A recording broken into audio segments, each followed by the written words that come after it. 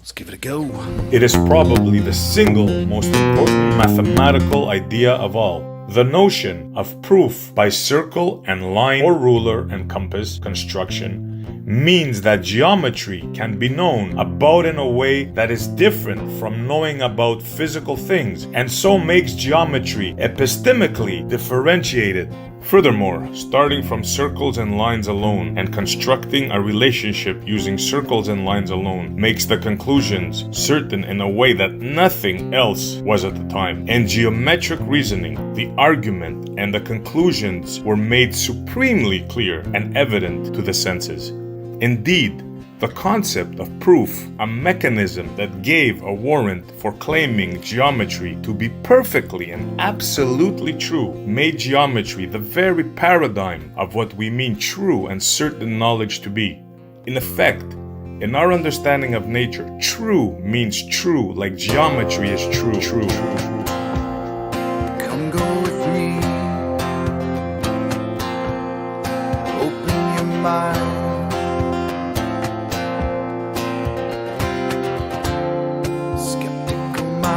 Was all I ever knew. Finding the knowledge of the real world starts with the point of which has no parts.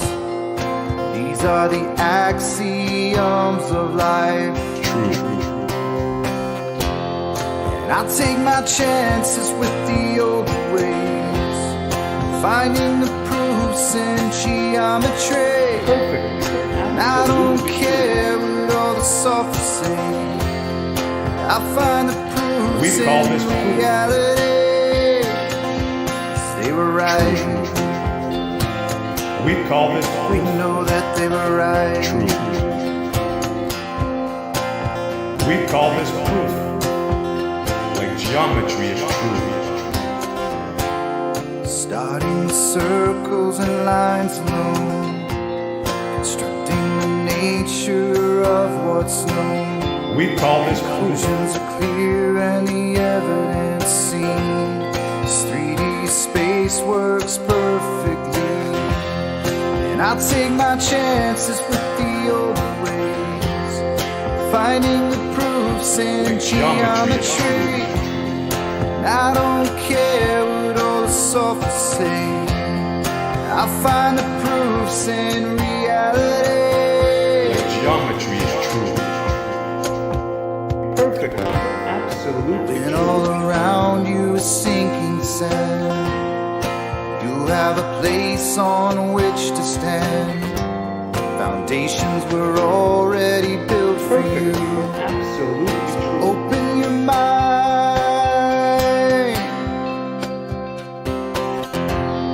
And I'll take my chances with the older ways, hearing the words of what the ancients said. They say my words sound like sorcery, but there's wisdom in all honesty. True.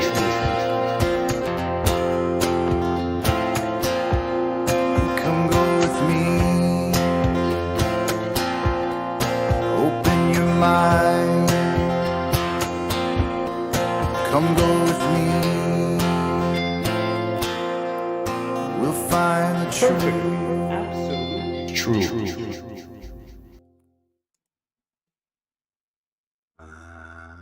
And we are live.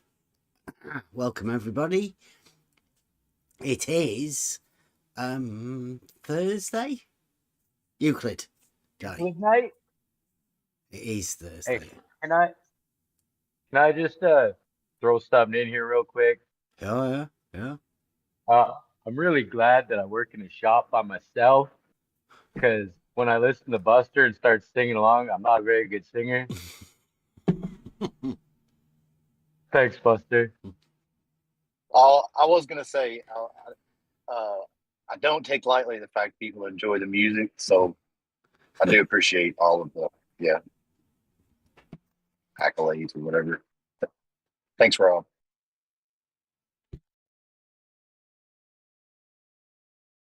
I'd probably get some funny looks if they heard the words I was singing, because I don't sing very well. But the words are genius. Well, like Well, I I've can't take said credit many for all of them. times, right? If you want to have your words immortalized in a Buster song, you've got to come in here and talk. Buster, this is where Buster writes his songs. Yeah. Yes, and from the conversations, yeah. That one especially, that one. That's a brilliant one, that. It's still not finished, but Buster wants to redo them all.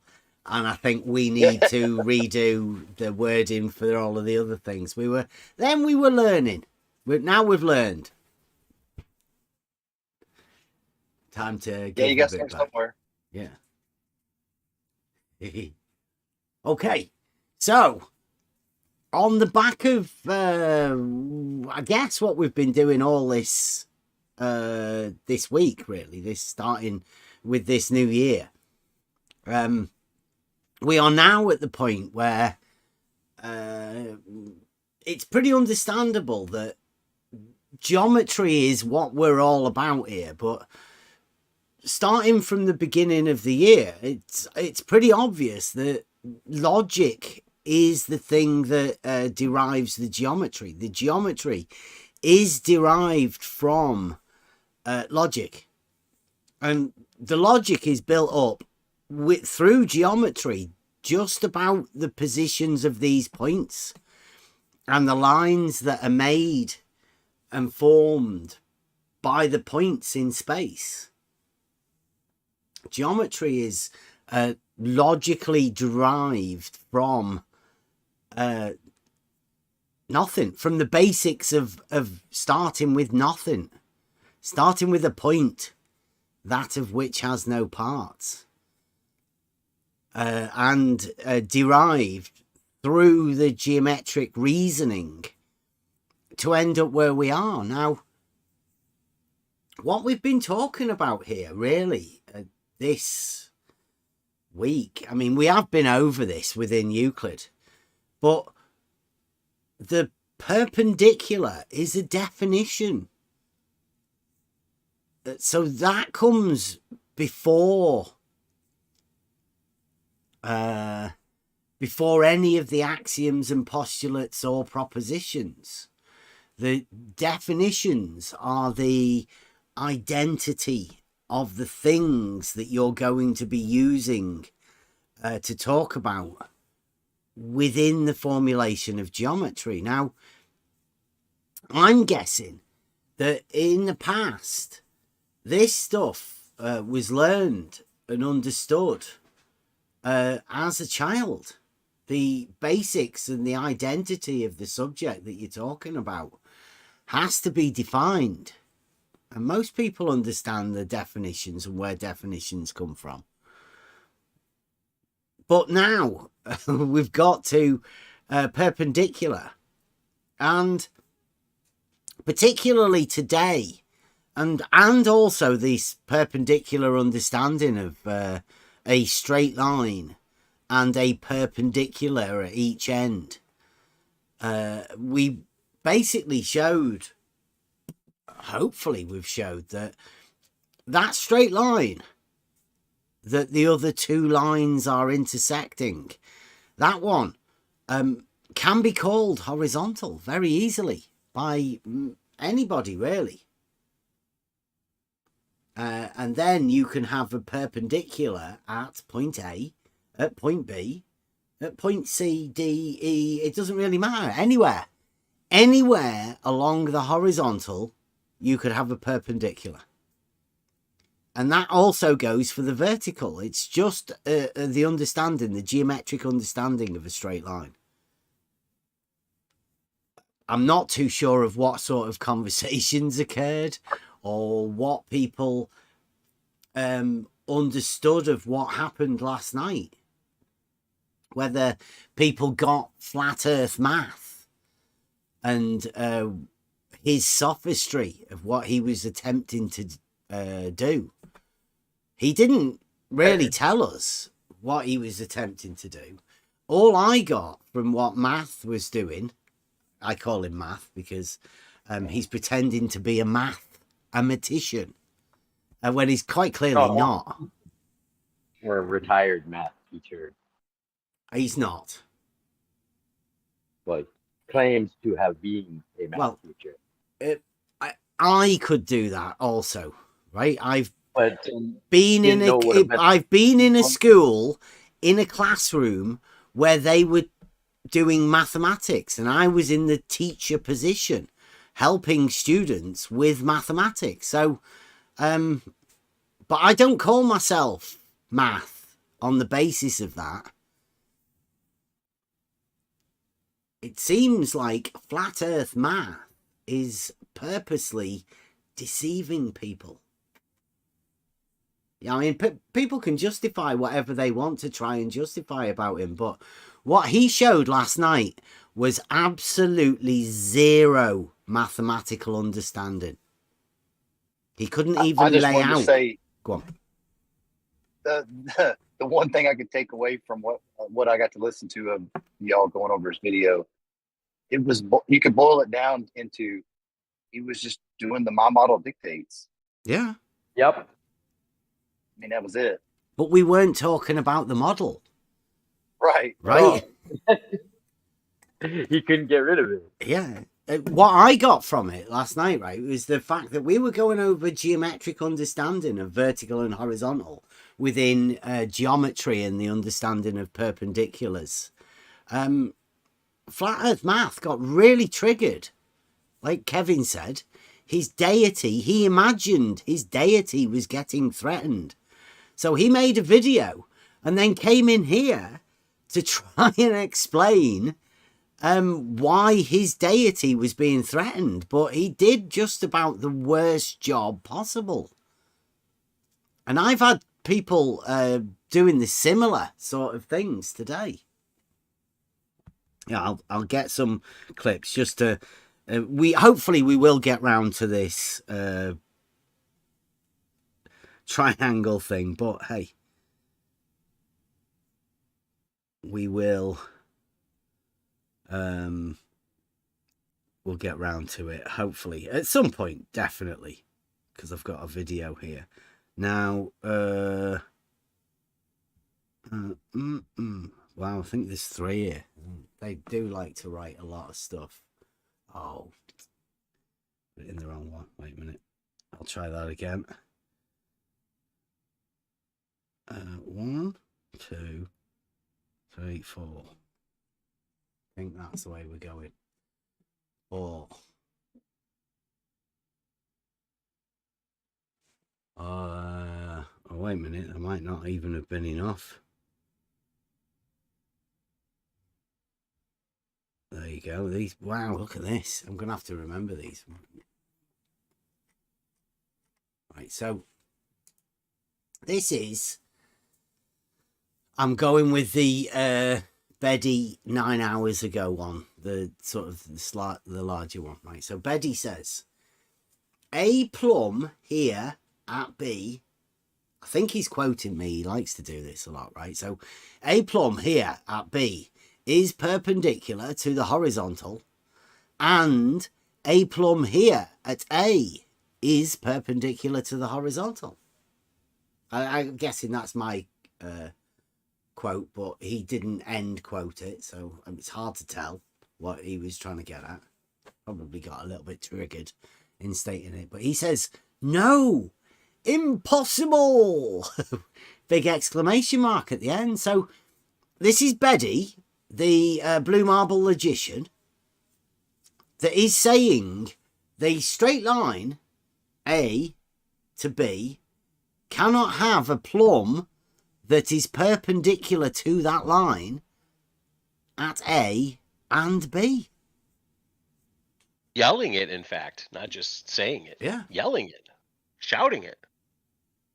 Not allowed to have a plumb perpendicular to a horizontal, or a plumb perpendicular to level, because if level is horizontal, then plumb and level are perpendicular. So that would write that statement. And then he carries on after saying it's impossible, right? This is two verticals being perpendicular to a horizontal. Impossible, says Betty, Blue Marble Logician. Plumb lines cannot be parallel to one another. So what he's getting out of this is that the perpendicularity of vertical and horizontal has an implied understanding that the horizontal from A to B is a line. And perpendicular at A and perpendicular at B is the problem. Now, not a lot of them are brave enough to come out and say this. But they will be doing, because I have to keep pointing out that this is just a geometric thing. It's got nothing to do with anybody's models. Just geometry, pure logic. And he says, you are claiming that two lines which are not parallel to one another can both be perpendicular to the straight line. Yes, verticals are perpendicular to horizontal. Everybody, I'm sure everybody understands this. Wait. Did you catch how he switched that? Mm-hmm. Because the perpendicularity should come before. Because it's the... Can you read that again? He says, you are claiming that two lines which are not parallel to one another can both be perpendicular to the same straight line. Right. So dishonest. So he's assuming that they're not parallel. No. Right off the hop. No. Yeah, he says they are not parallel. No. He says, Rob, perpendicular, they have to be parallel. He says, you are claiming. That's false. I'm not claiming. Oh, okay. Yeah, okay. I'm just saying that vertical is perpendicular to horizontal. It's him. He's saying that they're not parallel, but they're both perpendicular to the same line. Right. So they have to be parallel. Wow. You would feel the wrath of the Blue Marble logicians and Blue Marble scientists everywhere for saying that. Yeah, geometrically speaking, though. Rob's right. Rob's right, but if you see what Betty's doing, right? You see what he's saying is he implies stuff in the words he uses. Yeah. Like he implies that I'm claiming that the verticals are not parallel, but I've never said that. I've never claimed that verticals are not parallel. I've claimed, if you've listened carefully to what I've been saying, that vertical and horizontal are perpendicular. And that claim is enough to get Flat Earth Math making videos and Betty stating falsehoods. I'm not claiming that. So I don't know why he would be saying that. He's trying to appease his gods. He's laying down offerings of fallacies. Definitely. For them. This is the tithing of the Blue Marble scientists. This is what they have to do. Flat Earth Math did exactly the same thing last night. Just blatantly stating falsehoods and then confusing people. I think that's a good word. Tithing is a good word. I'd take it further. I'd say this is the sacrifice. This is the blood sacrifice that they must do to their God, to sacrifice the idea of perpendicularity on the altar of globe. Must. Yeah, you see what he's doing. He's. I think he's quite clever, Betty. Like Math did last night. They play with words, whether cleverly or what. It depends. The person listening, the person reading, whether they have the time or the inkling or the will to be bothered about some random mad guy stating things to other people on YouTube, right? I mean, it's pretty much irrelevant. I mean, if you've listened to all of the other channels, then we're pretty irrelevant here also. We mean nothing with this conversation. There's the other superheroes. Now, they're the guys that you should be watching. They're the ones that have told you to not bother watching this. Don't get any logic for yourself. No, just keep watching the superheroes. They'll give you the entertainment, the drama. They'll do with the shouting stuff. Whereas we just deal with the logic, geometry, the actual arguments that will benefit you. If you learn any of these arguments or develop any arguments for yourself out of any of this, then that's you. You've done a good job. But there's people that don't want you to do that.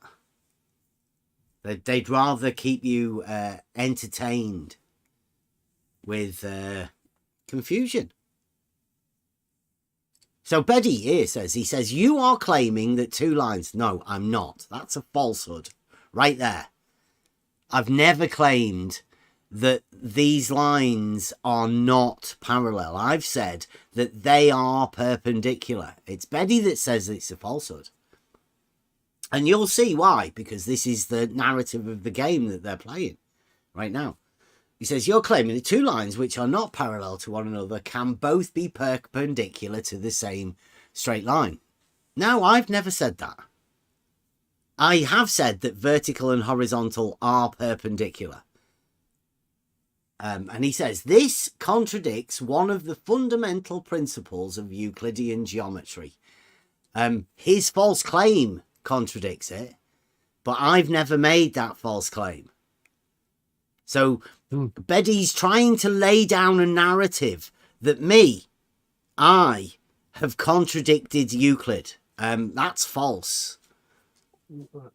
He contradicted reality. He assumed that plumb lines cannot be parallel to one another. This is his claim. Mm-hmm. His claim, not yours. Yeah, he says it's impossible. Yes, but and this is his assumption. Yeah, he's placing me within his mental framework, isn't he? He's imagining what I'm saying is so what he's saying also, and he's got it all confused. Yes, he's saying in that text that burden of proof is on you to prove it to be parallel, which is obvious because we can measure plumb lines as parallel. So he's reversing burden of proof of his baseless assertion that plumb lines cannot be parallel to one another. Well, we can say that the plumb lines are perpendicular to a horizontal, right?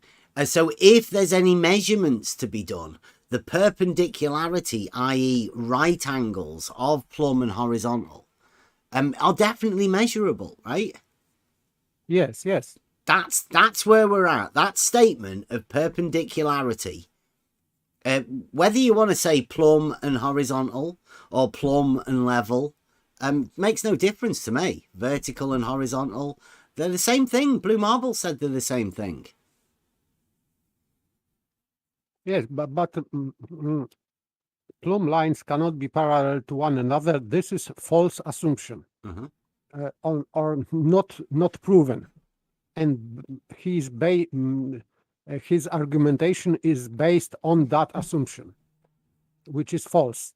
So just what he wrote further, it's meaningless.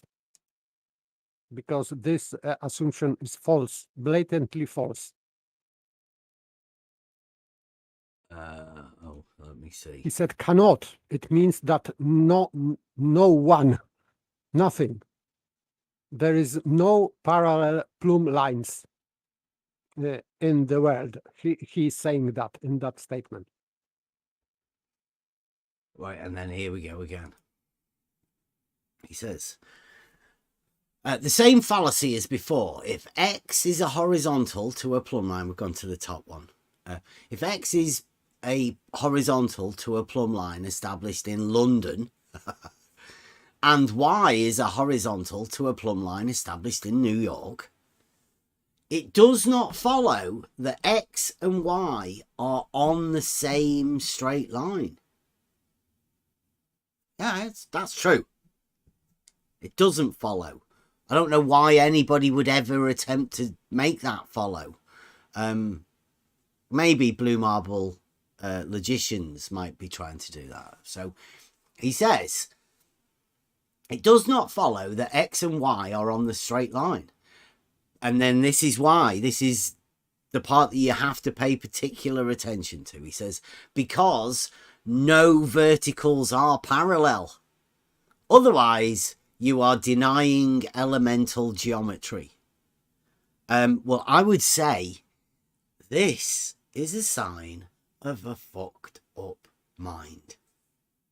He's Elemental geometry? No, he's lost it within this one statement, right? So let's take it, right?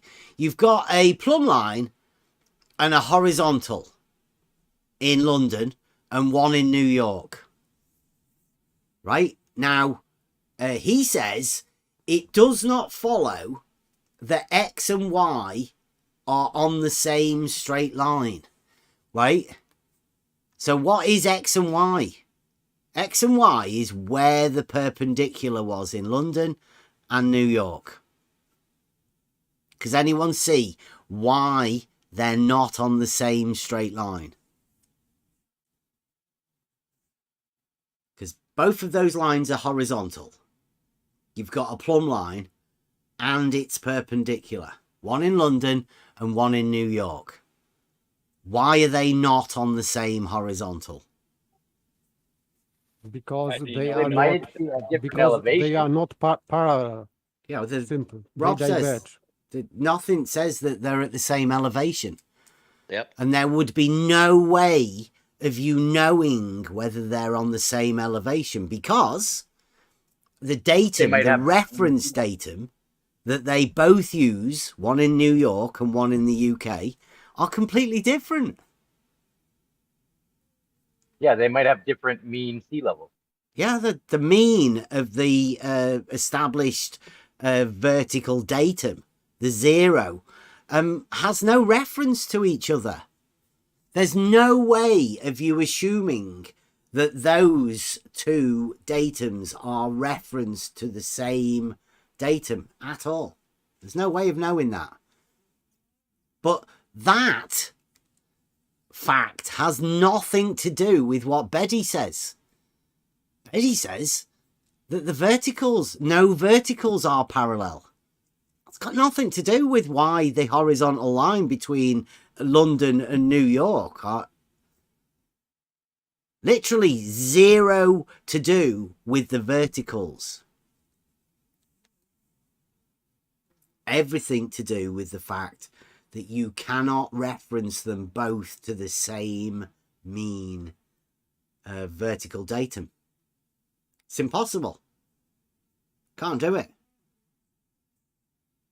And they would know that if they knew anything about surveying and the mean and the established 0 point for a mean vertical datum.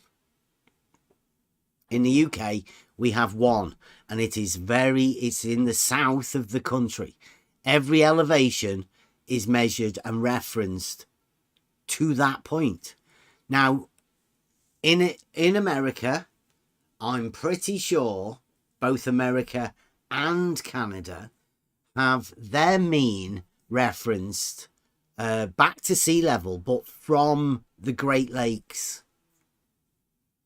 It's much easier to have the Great Lake establishing the 0 point for your vertical datum. Both countries can reference it, and there's no crossover at any point anywhere else. So you'll see, you can find that. Now, that mean reference at the Great Lakes in America / Canada has no reference to the mean sea level at Newlyn in the UK. So you can't say, because he didn't even mention that, say, it could be a plumb bob established in New York. I don't know what elevation New York is. Whether it's at the same elevation as London even. But you can't reference them both to the same vertical datum anyway. But what Beddy says there is what's to come. He's trying sophisticatedly, or I don't know if that's right, maybe a better word for that. He's going to try to put it in your minds that verticals cannot be parallel, when nobody's stating that other than Beddy. Beddy's using it as a fallacy in order to get around a geometric statement. And tonight there will be a common theme, all based around this. And I say, geometry does not matter with your understanding of location. The fact that the vertical and the horizontal are perpendicular is entirely a geometric statement. The location of the perpendicular to the horizontal matters not. Just as the location of the perpendicular to the vertical matters not. You do realise this is geometric logic with zero sophistry. That's my comment back to Beddy. And it would go to anyone as well. Anyone want to come in? Anybody disagree about any of this stuff? I would say that in this sentence, otherwise you are denying elementary geometry. This is dishonest, because his statement that verticals cannot be parallel, and denying that statement would be denying elementary geometry, which is completely false, because verticals are parallel in geometry. So I don't know why he is saying that if you are denying that they are not parallel, therefore you are denying elementary geometry. Yeah. So this is his statement. Very dishonest for me. Yeah, it's perpendicular at X and Y.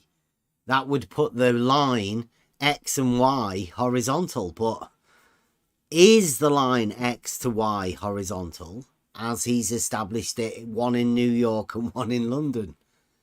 How would you know? It's a ridiculous statement, isn't it? It's not the same straight line. And whatever Beddy's doing, in fact, is going against elementary geometry. He's just trying to confuse people about a straight line and two perpendiculars. Terrible, Beddy. Terrible.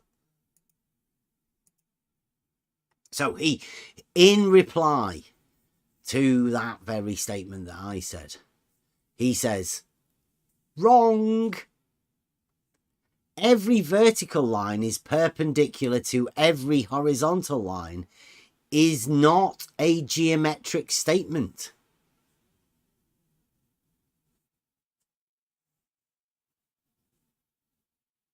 It's not a geometric statement that I've ever made. I just say vertical and horizontal are perpendicular. But if he wants to reword it, inverted commas, because as though somebody said it, it's a speech mark, where Beddy puts in quotes. I don't know who said that. Maybe him.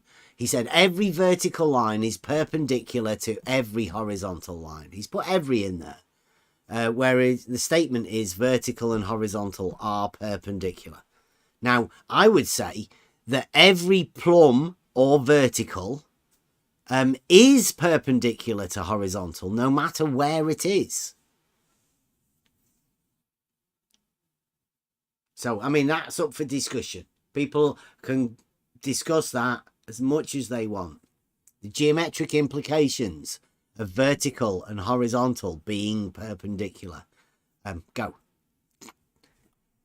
He says, it's like saying, this is the statement, every vertical line is perpendicular to every horizontal line, or, as it's normally said, vertical and horizontal are perpendicular. To cut it down logically into the minimum needed words, I would say vertical and horizontal are perpendicular is the shortest you can form that statement.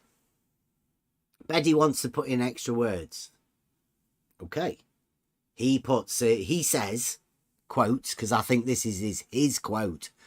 Every vertical line is perpendicular to every horizontal line. Vertical and horizontal are perpendicular. He says that's not a geometric statement, the one that he said. But vertical and horizontal are perpendicular is a geometric statement. So can we start that now? What's the difference between vertical and horizontal are perpendicular and every vertical line is perpendicular to every horizontal line? What's the difference? Anyone? I didn't hear a difference. He's just added a few words in, hasn't he? Vertical and horizontal, this is orientation. So there is only one vertical orientation and one horizontal orientation. So if he is saying that every vertical line is perpendicular to every horizontal line, it is still true. It's a geometric statement, right? This is not geometric.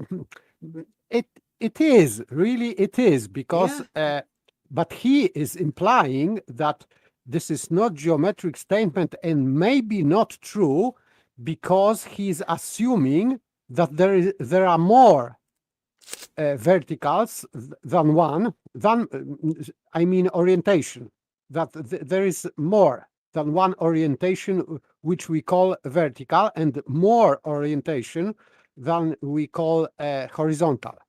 So we have more than one horizontal position and more than one vertical position, and then that would be false.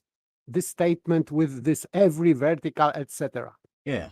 Well, here's where I think a sophist would play within this realm, right? They would say this horizontal line here is 2 inches long. Now, how could that 2-inch long horizontal line intersect with every vertical?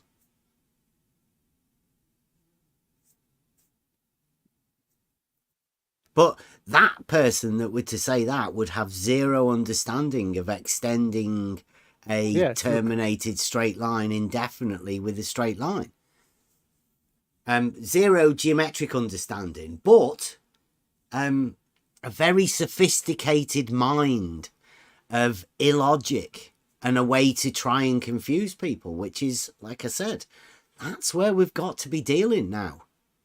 We've got to purposely pick apart all of this stuff just to let Beddy know that he can't just sort of hide his sophistry within illegitimate argumentation.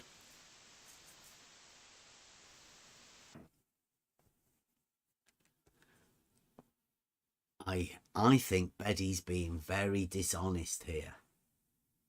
But what Beddy's doing, he's paving the way. He's helping people out. He's helping the blue marble scientists.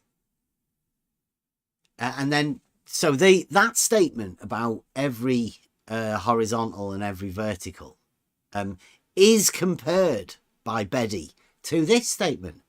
He says, it's like saying a husband is married to a wife, relating a husband and a wife to vertical and horizontal. But then he goes on to say, true. But does that imply that every husband is married to every wife? That's sophistry. Yes, because in this sentence about verticals and horizontals, there is no a vertical line is perpendicular to a horizontal line. So this is false connection. Because a husband or a vertical is one. An orientation, it's not a person. Yes, so but if we are talking about vertical line, we can say a vertical line, just particular some particular line, a line. But this every vertical line is not comparison to a husband, because there are two different categories. Every vertical is a categorical statement, and a husband is not categorical.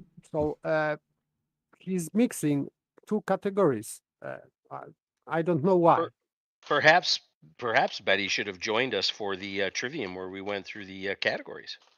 Yeah. He claimed to have written a book on Logic. Aristotle's one of his things. I can't remember which one it was, but apparently he missed the one on categories because paper's right.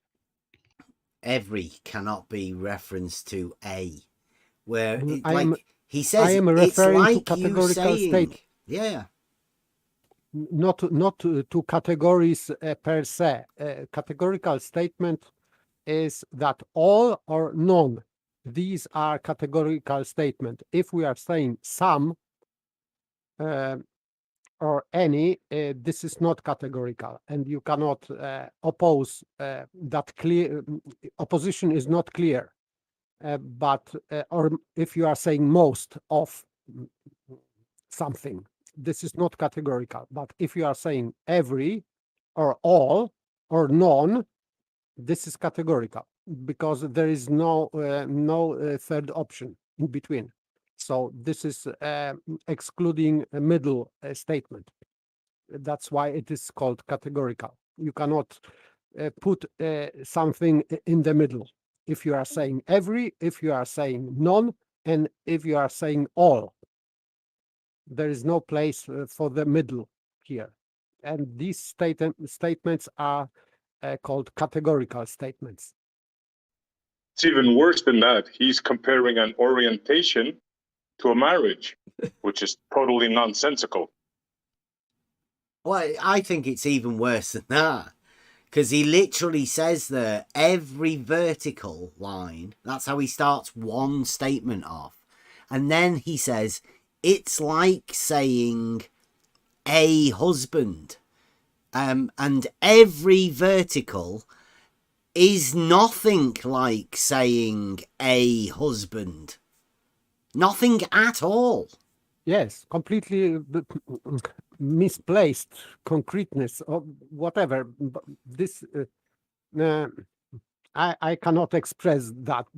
This is it's just so far off, right? Yeah, it's so far off. This guy is either deluded or he's trying to be a sophist and trick people into thinking that that one is like that one, when they're nothing like each other at all.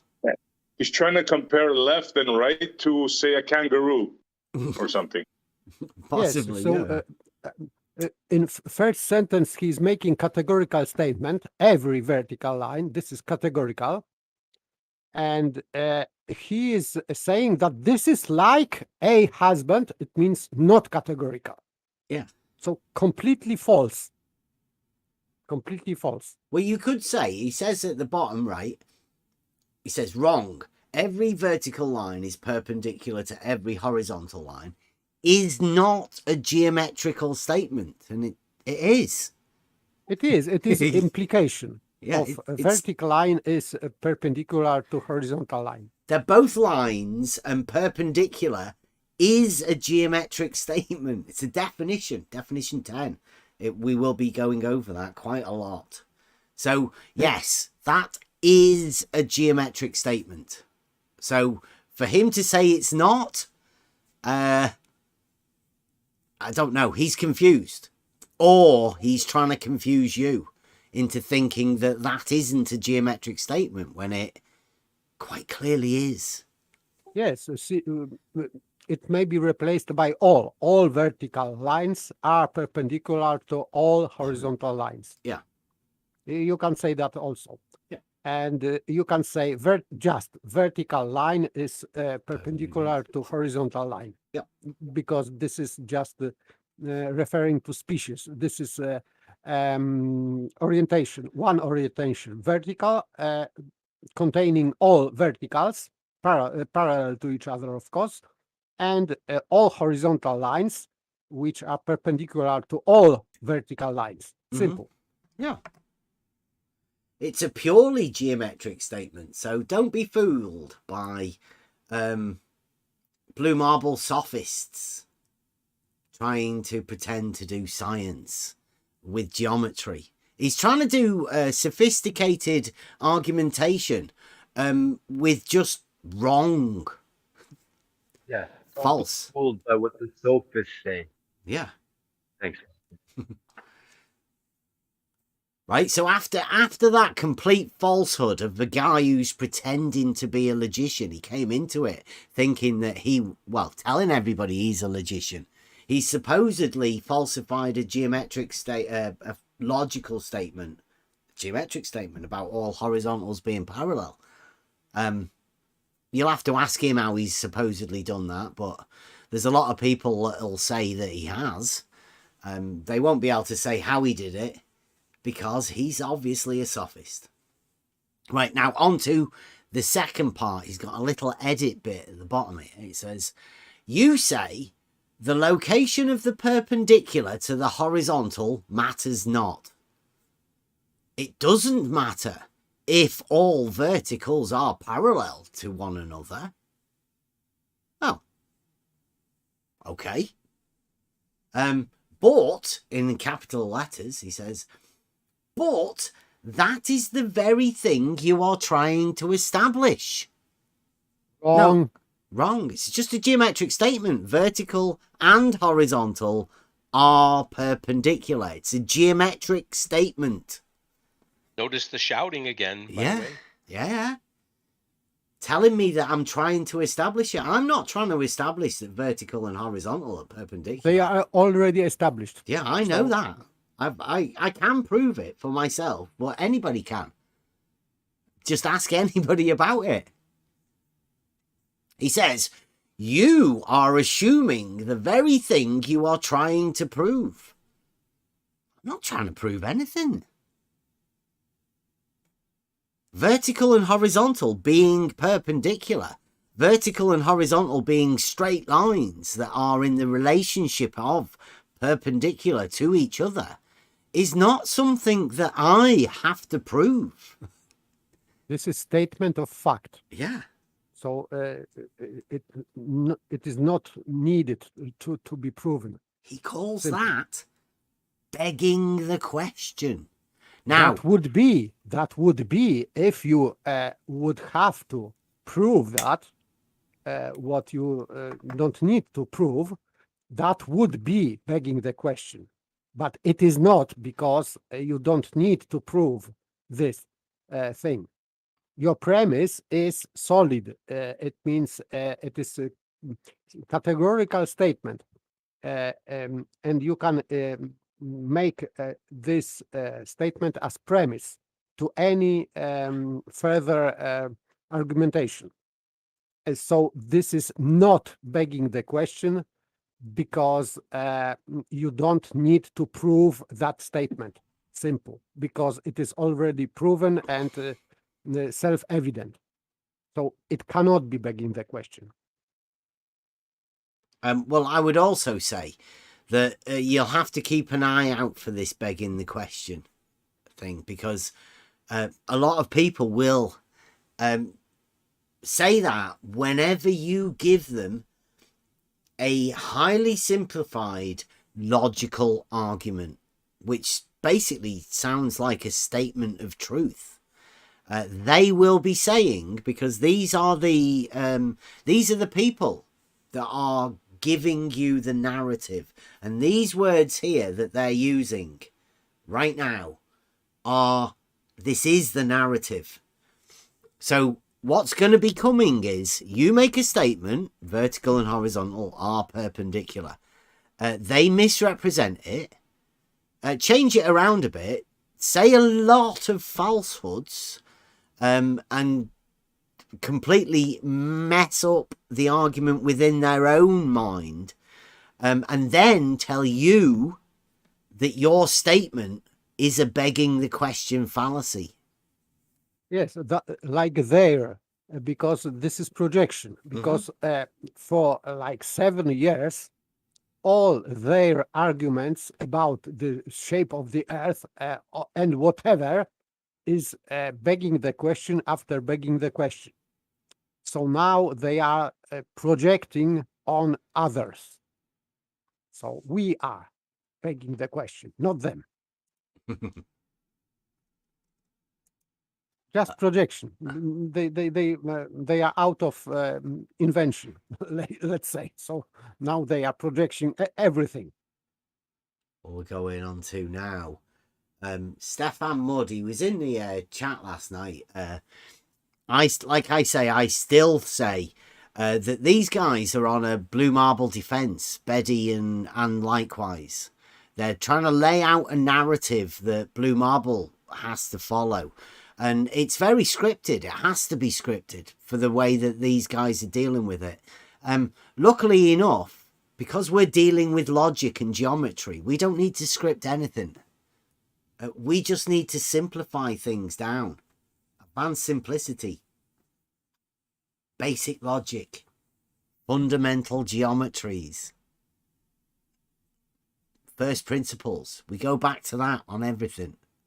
So Stefan Mudd lets us know with the narrative. He says, the location of the perpendicular to the horizontal matters not, just as the location of the perpendicular to the vertical matters not. Stefan says, in what context, Bev? In any context, because it matters not, Stefan. He says, independent of Earth or on the surface of the Earth. It matters not, Stefan.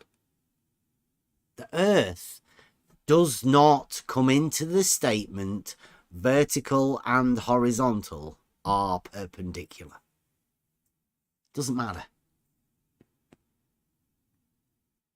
And then in comes Blue Marble Science, Big Blue. And this is where the science really starts showing. He says, that's preposterous, Bev. You are simply declaring that one and only one horizontal exists. I've never said that. Depends what he means. Does he mean a horizontal line or a horizontal plane? Or a horizontal orientation? It's hard to tell, isn't it? Because there are many horizontal lines. There are many horizontal planes that can be established. Anywhere. Blue. But, yeah, you're right. There is only one horizontal orientation. I think everybody understands that. Is he getting mixed up between the two? Who knows? Maybe he is doing that for purpose. So he's vague. Yeah. Purposely. Yeah. He says, so it's factually and improvably incorrect. Well, yeah, it is. I just said. Gravity defines vertical, and gravity doesn't care about what you like or think. Right? So he's linked this gravity to vertical. So let's just talk about vertical. One of the facts we know is vertical and horizontal are perpendicular. Blue Marble's just brought in a G word that doesn't really come into geometry. It's not mentioned at all. But Blue Marble Science, bringing the Blue Marble Science in, is wheelbarrowing in his G word. He says, Feels the need. Yeah. Desperate, right? Yeah. He says, vertical is what establishes horizontal. Perpendicular. Vertical and horizontal are perpendicular. Which one is perpendicular and which one establishes the other? You can't say. They're perpendicular geometrically.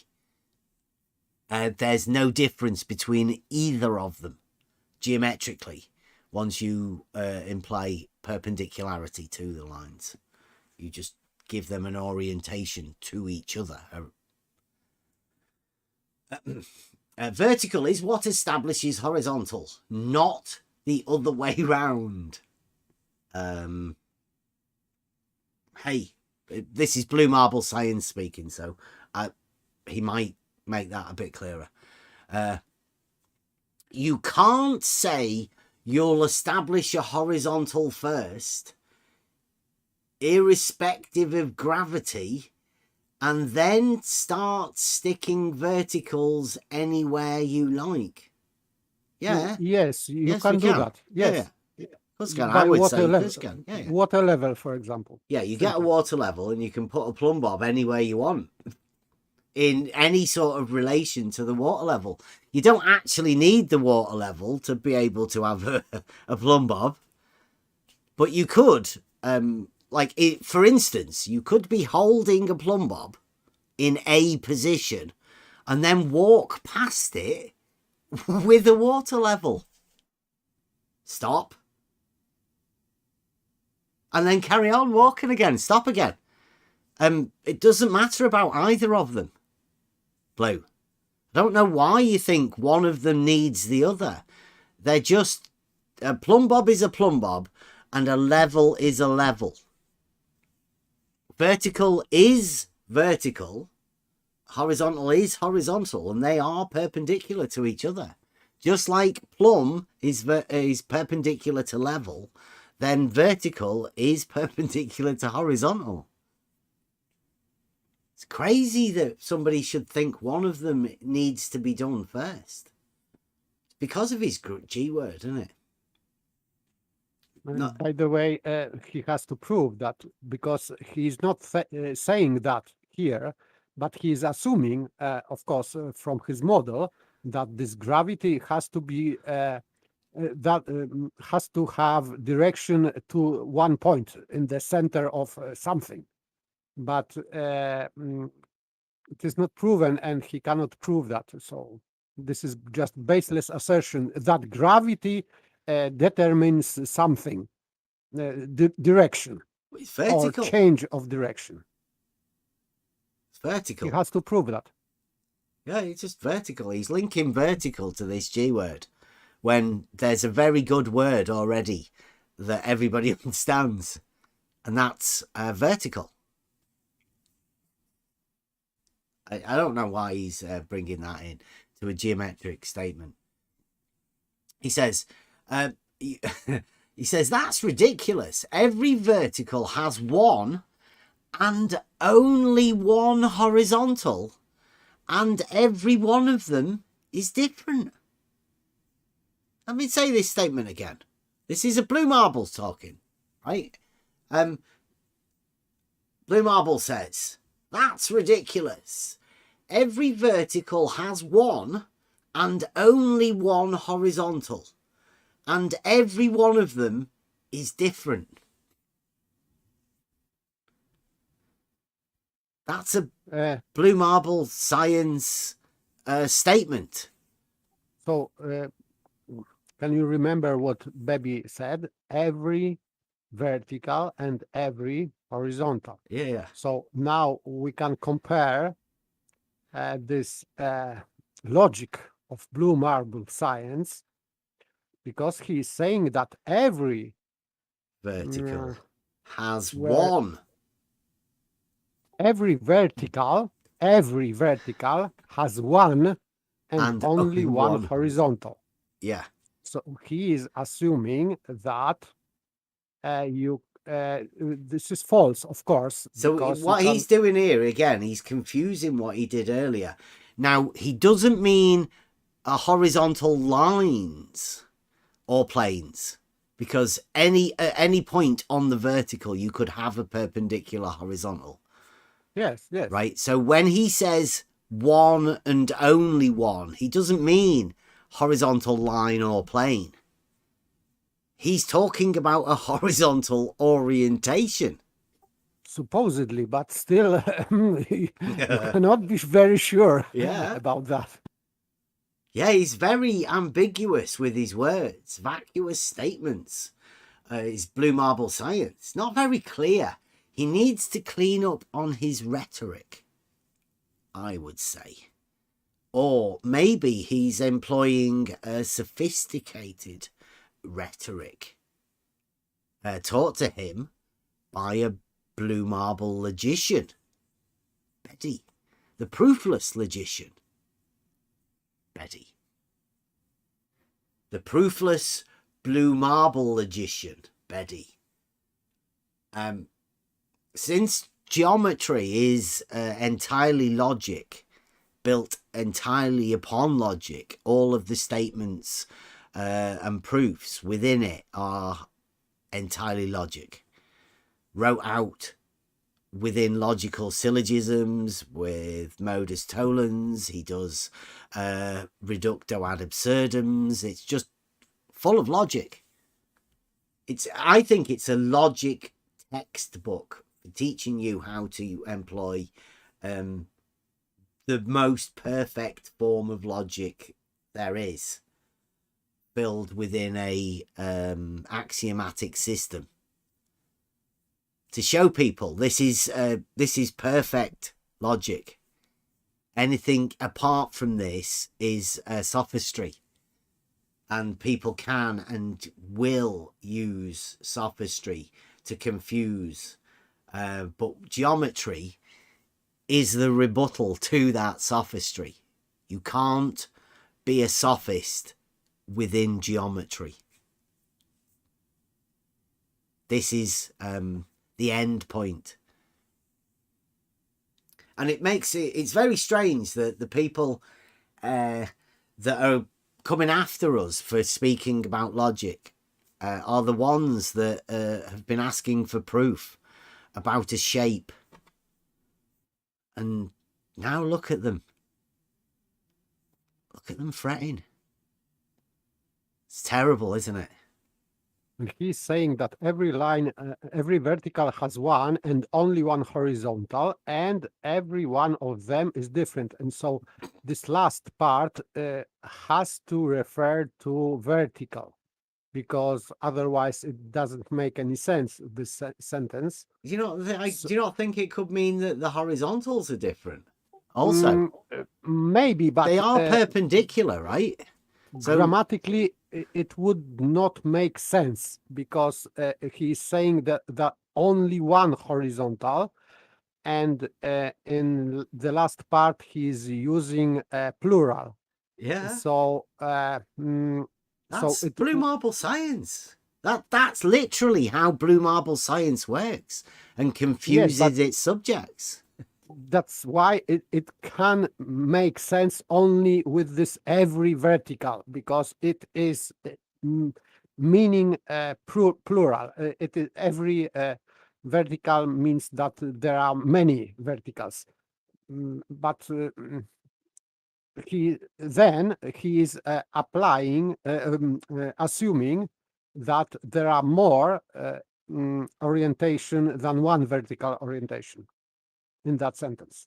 If I am understanding him, his intention in this sentence. So he is assuming more vertical orientation than one. But I am not very sure if I am correct. Maybe you are correct. You never know. I think it's hard to tell, right? I'll go over it again and finish the actual statement from Blue. I'm reading these. He's in the YouTube chat. I know. Let us know if he puts anything of note in there. Cause... Yeah.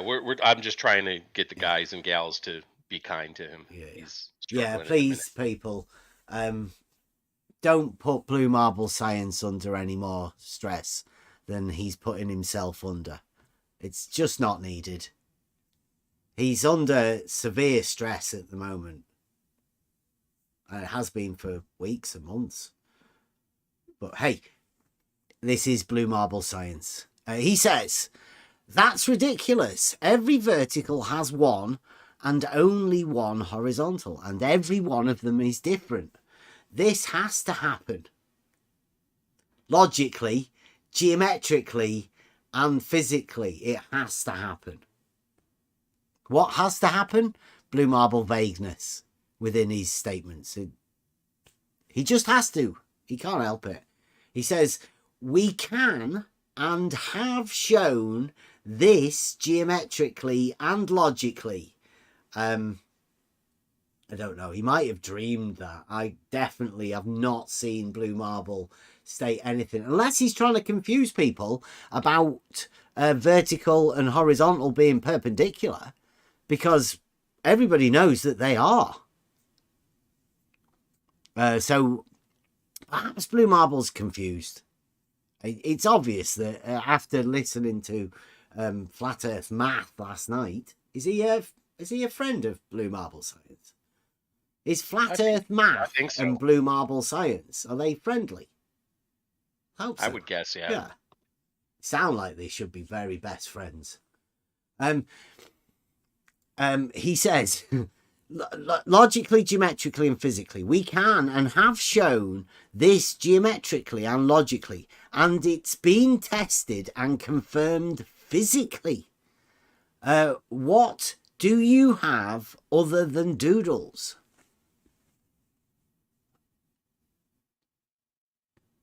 I wish Blue Marble was a bit clearer about what he was actually talking about there, because it seems like a messed up mind that's saying absolutely nothing. Typical Blue Marble Science statement. So this carries on.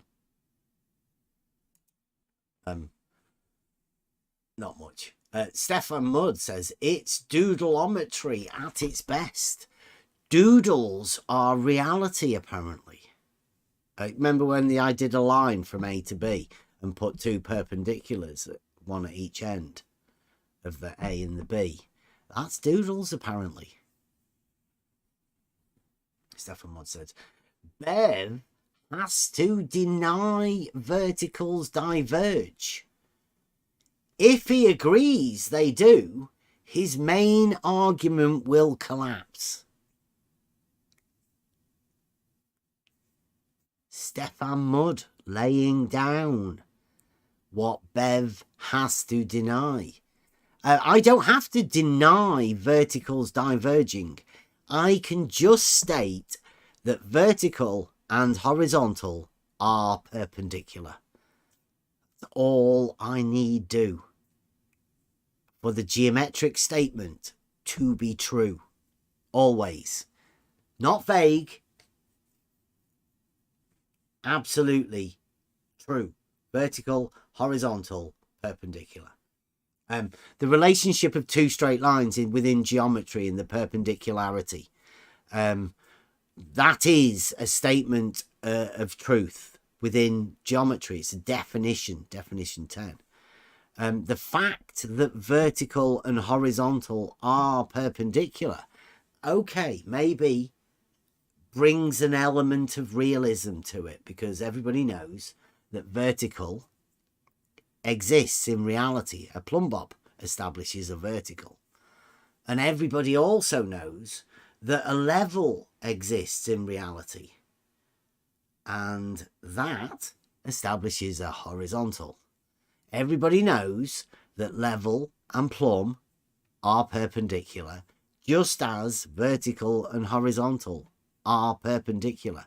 Now, plumb and level, obviously, that's reality. Vertical and horizontal, that's reality.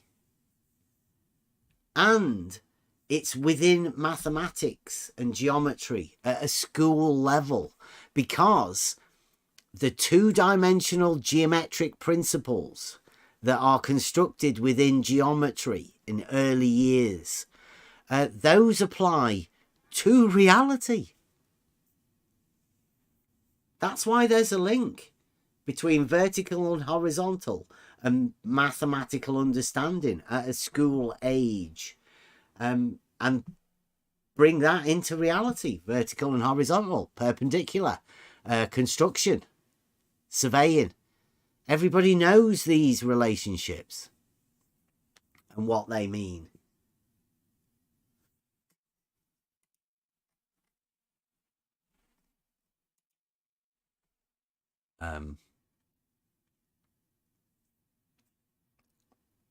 Stefan Mudd says, your mathematical proofs you are talking about are lacking. Where in your proof is the diverging verticals, which we have empirical evidence for? I cannot see how you could geometrically, mathematically, or logically derive diverging verticals from the statement horizontal and vertical are perpendicular. I don't know what he's trying to get at. Anyone else? So it would be not geometrically. It doesn't matter if plumes are divergent or no, but in geometry they are parallel. So there is only one way to prove that plume lines are, or plume blobs are diverging, which is impossible. As flat Earth math said yesterday, this is what expression it was, practically impossible or something like that. So impossible. Yeah. Impossible to prove. Yet they still do make the claim, right? So I say to Stefan, I say mathematically, verticals can't diverge. They're perpendicular. Perpendiculars don't diverge anything other than the 90-degree angle or perpendicular. I'll be waiting patiently for your proof to the contrary. And Stefan Mudd, are you listening in, Stefan? Stefan says, no one is denying a horizontal is perpendicular to its vertical.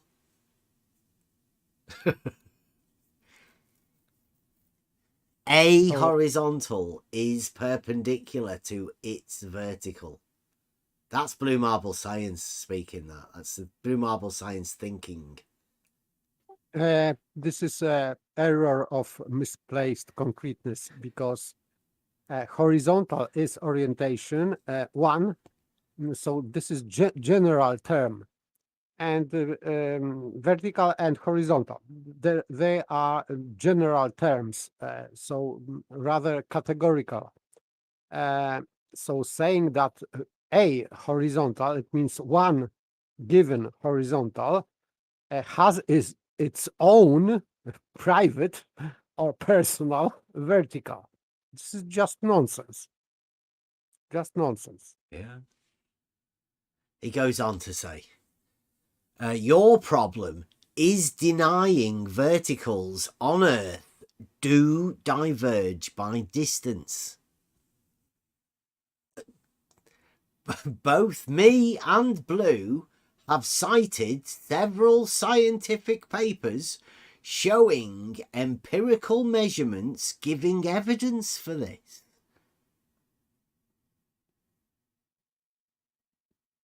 Several. So like this two not surveying surveyors. So which who tried to measure something that you cannot measure from that distance. So this is only what they have got, I think. Nothing more. Well, Blue Marble Scientific Papers. Okay. He says, so Bev, answer honestly. Do you accept the empirical measurements giving evidence for diverging verticals, or do you deny this fact? I would say, again, geometrically, mathematically, and logically, vertical and horizontal being perpendicular implies its own truth. And if you're not smart enough to work that out, or to come up with any obvious mathematical proofs to the contrary, well, I don't know what you would actually be saying, because I don't think anybody actually knows what they are actually saying.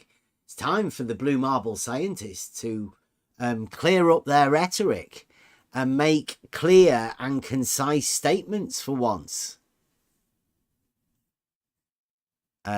If they agree that vertical and horizontal are perpendicular, then surely they understand the entire mathematical statement that implies. And if they do and think that there is some other geometric meaning to that, they should come out and say it. They should have the kahunas to be able to state what they actually mean to say. Because they're all skirting around. Big girls' blouses, scared of saying what they should be saying. Only certain people seem to be able to say these things. He says, as I stated in the live chat, what it boils down to is, do verticals on Earth diverge or not? Yeah, let's go. Mathematically, it's impossible because vertical and horizontal are perpendicular. In order for you to say that verticals diverge, you would have to find some way of getting around the fact that vertical and horizontal are perpendicular, because that would seem to disprove your statement very easily. Geometrically, mathematically, and logically. I'd say, Blue Marble scientists, you're fucked. We didn't even want you involved in this. We're just trying to say geometric simple proofs. And anybody can come and get these proofs of perpendicularity whenever they want.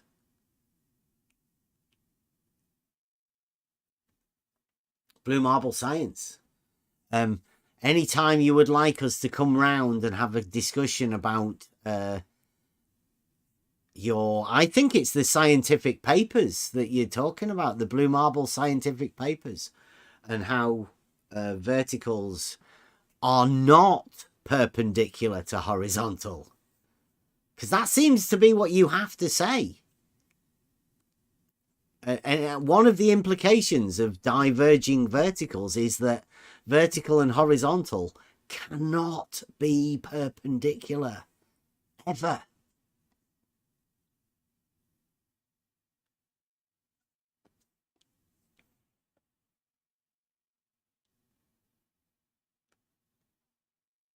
But hey, they're going to say whatever they're going to say. I will say again, though, vertical, horizontal, perpendicular.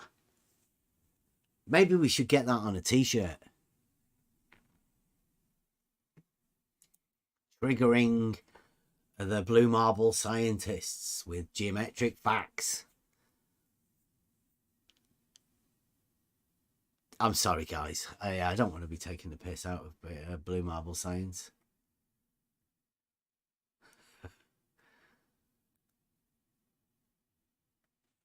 Frank, is he in here? No, text chat troll in Discord. He says, are you saying that only one horizontal exists in reality, or all horizontals are parallel? So that means you believe the Earth is flat? No, I definitely know for a fact that the Earth is not flat, but I also know that horizontals are parallel. All horizontals are parallel. Frank, I'm not a flat earther. If anybody's following this channel because you think I'm a flat earther, don't. I'm pretty sure I've said enough times, Bev, try thinking, I'm not a flat earther. I have no intentions of having or giving a shit about the shape of the Earth.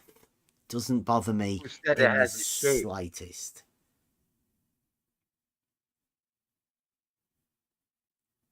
I don't claim a shape.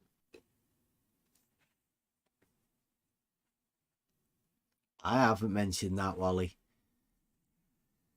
It was Frank that was trying to tell me I was a flat earther. I'm not a flat earther. Because it's not flat. Yeah. And I guess everybody can see from here on in that the statement vertical and horizontal are perpendicular is really the only statement you need to say. Horizontal is a straight line. And at each end of the horizontal, you can have a perpendicular because horizontal is a straight line. And everybody knows that perpendicular to horizontal is vertical.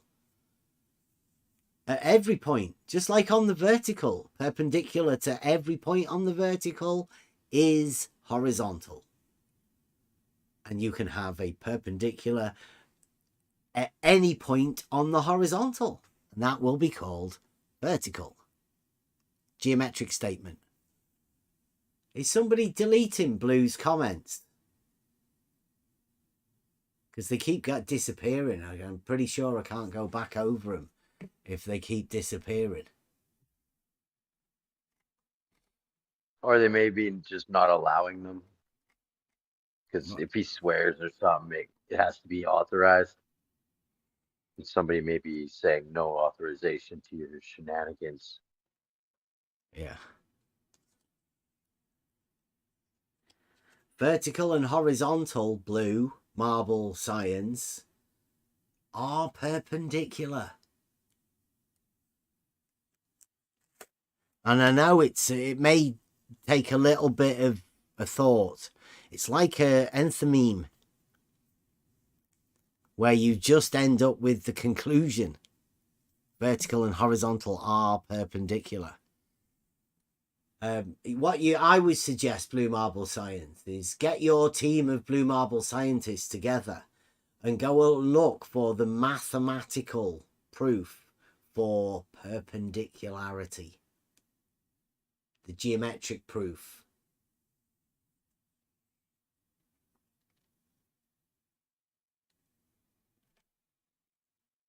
Super Looming Hyena says, Bev, if you're not interested in the shape of the Earth, then what is the point in keep talking about geometry? What is your end goal? Not trolling, by the way. Genuine question. Strangely enough, Busters wrote a song. There is no end goal here. The aim and the reason I keep talking about geometry is because I consider geometry to be the thing that taught me logic. And once you start that journey into logic, then you need to understand the first principles involved in it. And that gives you a chance to work into the trivium. So interest here is entirely within logic and the learning process that we've been on within this Discord server. I believe everybody within this Discord server and everybody involved has had a part in my progression through logic and learning. And I hope to be able to give a piece of that back to people. But to give somebody logos is not something that you can't do it. Logic is an individual thing, and you have to go on a journey yourself. So there's no end goal other than to find the fundamentals of learning, knowledge, understanding, to continue with conversations, and to point out fallacies. This year, last year, thanks Raven, he took us back to the trivium, and that started the fundamentals of logic. This year, hopefully we can build upon all of that fundamentals. Hopefully bring a few new people in and with us on the journey. That's what we're doing.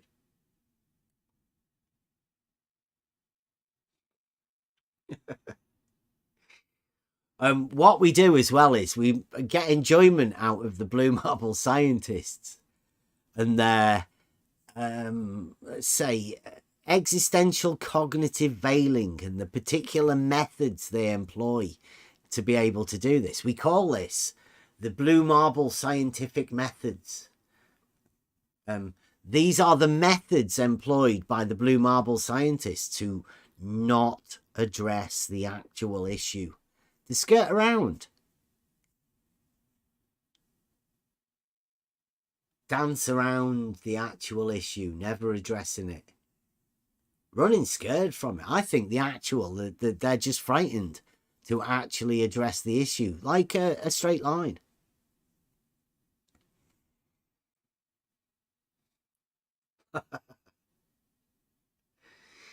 People who are absolutely obsessed with the model come here to get triggered about fundamental geometric understanding.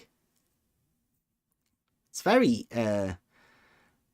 well, I'll leave you to understand what it is that these people get out of it. I don't know.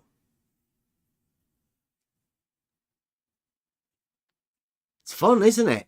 We're getting ourselves into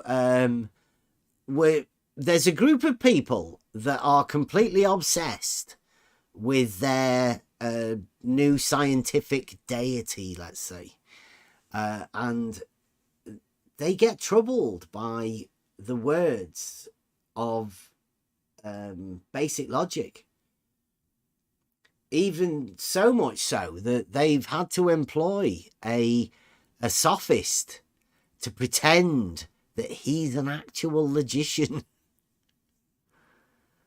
And this pretend faux magician, let's say, has gone into the camp of the blue marble scientists, and he's infiltrated their mind with this particular technique, and it's not going to end well. It's definitely not going to end well. So please don't trouble the blue marble scientists within the chat any more so than they are going to be troubling themselves. Remember, they have to deny the fact that vertical and horizontal are perpendicular somehow within their geometric understanding, and they're not very able to use rhetoric to explain any of it.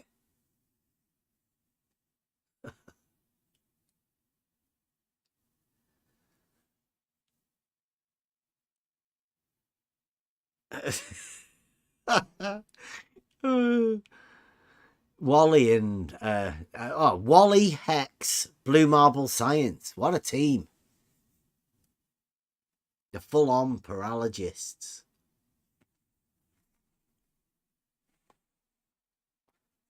So what's everybody thinking? Let me just check and see if there's any more comments in YouTube.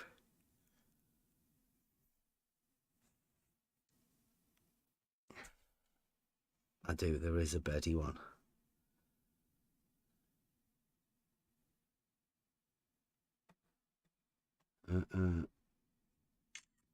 Betty.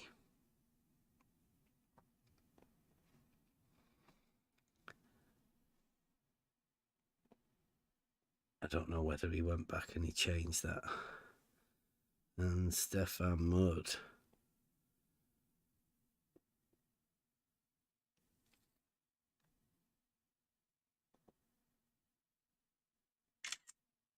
And it's Stefan Mudd.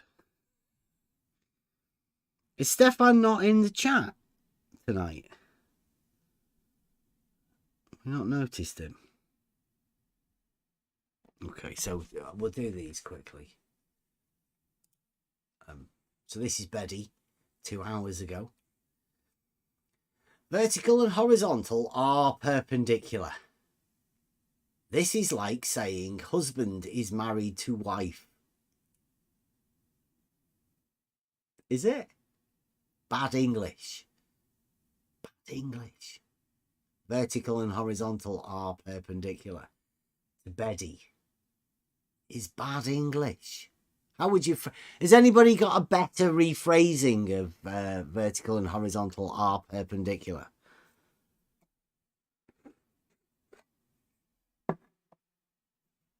Could anybody teach me a better rephrasing within the English language of vertical and horizontal are perpendicular?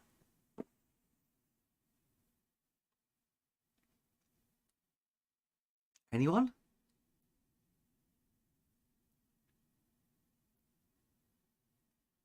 He says, try putting articles. Seriously? Go on. Were you being serious? Yeah, I was. But what? Betty's obviously being serious. This is the Blue Marble Logician, and he's stating that vertical and horizontal are perpendicular. This is like saying husband is married to wife. Bad English. He's saying that vertical and horizontal are perpendicular is bad English. Betty. The Blue Marble Logician. He says, try putting articles, i.e. quantifiers. A husband is married to a wife. Definitely true, but is every husband married to every wife? No. Likewise, it is false that every horizontal is married to every wife. Try to learn some basic logic. I am happy to help you if you ask. Betty's got a confused mind with it. That is the last guy or girl or whatever, the last person that I'm going to take logic advice from. Can anybody see anything wrong with the statement vertical and horizontal are perpendicular within English? Within geometry, I mean, take it geometry, it's meant as a geometric statement. But as a statement of English, is there anything wrong? Can anybody see anything wrong with that statement of English? Nope. No. Not a thing. I thought you were trying to make it even simpler than that, and that's damn near impossible. So what would Betty be trying to do here? Would Betty be trying to say vertical and horizontal are perpendicular? This is like saying husband is married to wife. Bad English. The husband is married to wife is bad English. But how is that like vertical and horizontal are perpendicular in any way? Where's the likeness between those two statements? would say it doesn't exist. There is no likeness other than the fact that they are both English words formed in a sentence. There's nothing. He didn't even start the sentence off with a capital. And he did say them as spoken. I would say, because you were asking about rephrasing, I'm not sure if in English it would be. It's 2 hours ago. I've only been live for an hour and a half. He did this just before I started to go live. He didn't listen to me live and then do this. I would say that vertical orientation is perpendicular to horizontal orientation. Just to please some people, but I don't know if it is, let's say, grammatically correct or geometrically correct. I am not sure. But if someone is asking about rephrasing that statement, that would be that from me. That these two orientations are perpendicular by, let's say, by nature. Yeah, these are all questions and forms of statements that you can ask anybody. Literally anyone. See where you get within the conversation. Vertical and horizontal are perpendicular is absolutely grammatically correct. Mm-hmm. Yeah, two subjects and the relationship between the two. Yep. Yeah, as a professional writer, I can tell you for a fact that is grammatically correct. Yeah, that's how you would want to simplify things to the base components. Correct. So you're not writing too much bullshit. That is correct. In fact, anybody that's done any kind of writing that's not verbose because you have more pages so you can sell your book for a higher price knows that you try to keep it as simple as possible. In fact, Word will help you do that. Microsoft Word will help you do that. It'll tell you have superfluous words in there that you don't need.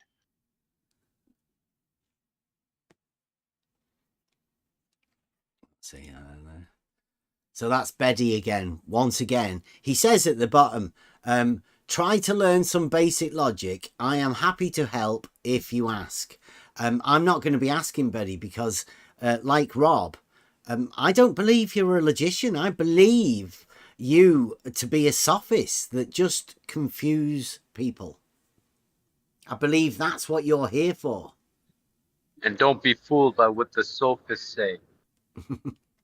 I would say that I am reading this husband is married to wife. Husband is a collective word in this statement, like vertical.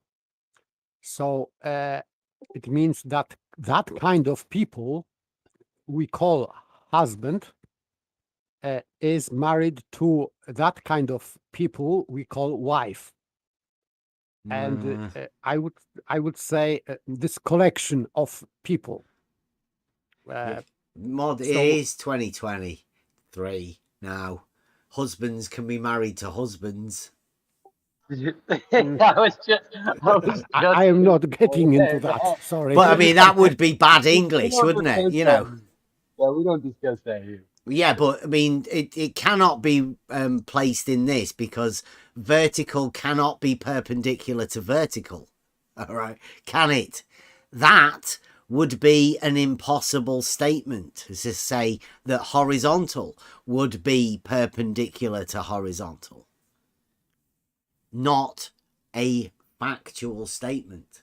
The factual statement is that vertical and horizontal are perpendicular.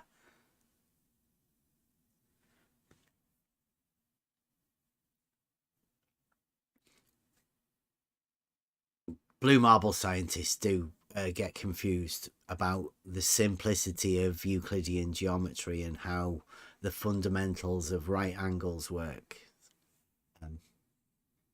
God, an hour and 40 already. And then here, Stefan Mudd again. He says, Stefan Mudd says, what happened to your claim? All horizontals are parallel. Retracting it or what? No, there's a logical statement out there that if all horizontals are parallel to the plane of the horizon, then all horizontals are parallel to each other. That logical statement exists. There's no need for me to retract it. All horizontals are provably parallel. Yeah, they just don't want the horizon to be a plane. Well, again, they have different meanings of that, but it is a mathematical statement that horizontals are parallel to the plane of the horizon, or all horizontals are that which lie in a plane parallel to that of the horizon. You can say it in many different ways. It all means the same thing, and you always end up at the same conclusion. All horizontals are parallel. Geometric statement of truth. And from all horizontals being parallel, you can derive the fact that vertical and horizontal are perpendicular. By the way, if horizon would be not a plane, then horizontals could not be parallel to this horizon, because you cannot have a straight line being parallel to some kind of curvature. There is no relationship called as parallel, straight line to curve. So it would be nonsense. So it has to be plane.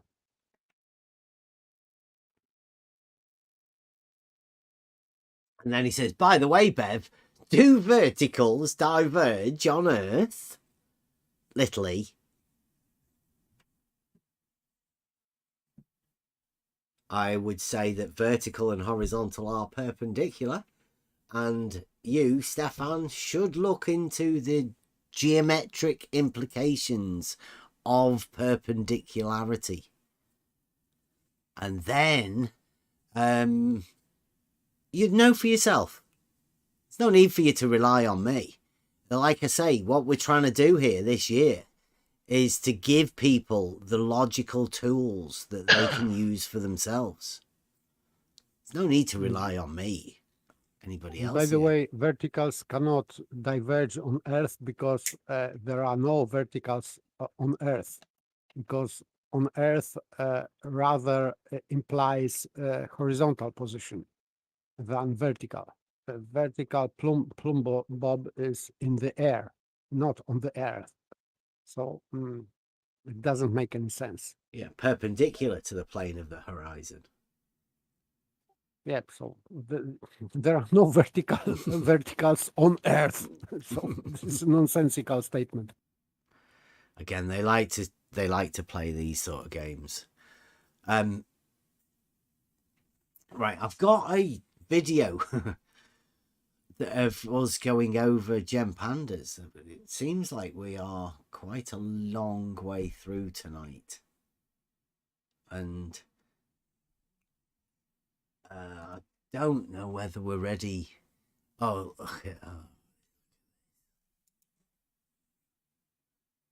this is a guy. He's now called himself Cognitive Resonance. Now, would I be right in thinking that resonance is not a good thing? Is resonance when the wave patterns collide and intensify?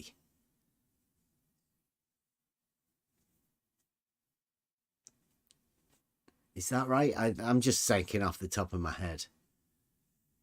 Resonance is why the bridges collapsed, isn't it? Resonance is why soldiers get told to break step. Not resonance itself, special frequencies. Yeah. So what's because resonance then? I'm just trying to imply the name change, because this is Stark Odder. He's purposely changed his name to cognitive resonance. So can we have an understanding of what the meaning of this is? Cognitive resonance. Cognitive, it means Mind. it refers to cognition. Yeah. Or to learning things or acknowledging them. The process And of the mind, cognitive, right? Yes, how we think. So, but resonance, it is, of course, Vibration. it is resonare in Latin. Sonare, it is to sound, and resonare means sound back. So this is response. This is vibration, but in response. You have to have Audible vibration. That yes. helps. So this is response of resonation is response. You have to have some different object in different place, which is making sound, and by the air, the sound is going to other object, and this object is starting to vibrate also. And when Can I he's just give a quick example that would make it a lot easier to understand? You know when the opera singers break wine glasses? Yes. It's because their vocal resonance matches the resonant frequency of the glass, causing it to vibrate and shatter. yes, it may happen. Yes, so It's some frequencies an increase. Yes, so you can just blow up your windows with some frequencies with proper, let's say, amplitude. So yes, that would be resonance, but they cannot stand resonance, so they are breaking. Yeah. But resonance itself means that they are responding. So they are if we are vibrating. talking about a cognitive resonance, it's an increased amplitude of the cognitive response. At least that's what he wishes to imply with this name. Maybe. It's Stark Odder, right? So a name change for 2023 about cognitive behavior. Now, I don't think we're actually going to get round to going over the triangle stuff, but I want to particularly pay attention to this thing that Stark Odder has actually given us, because this is the great paralogism that has filtered. It's took a while. We've been after trying to talk to people about these sort of things, and the simplicities of geometry have shown us obvious truths within geometric understanding, and we've never been able to talk to people about it because conversations get closed down. They get obfuscated. This one, however, seems to have caught a bit of a spark, and I was hoping to go over it, but we go over this, and then I will be able to go over the conversation that we had, and it may have more meaning. So this is Stark Odder, a guy that's been in our chat, a text chat troll. He never comes to talk. He just does text chat. He mainly puts clown emojis on pictures and statements. That's what he's known for. He's famous for doing that. Right, so I don't know whether this can get any bigger or not. Can you see that?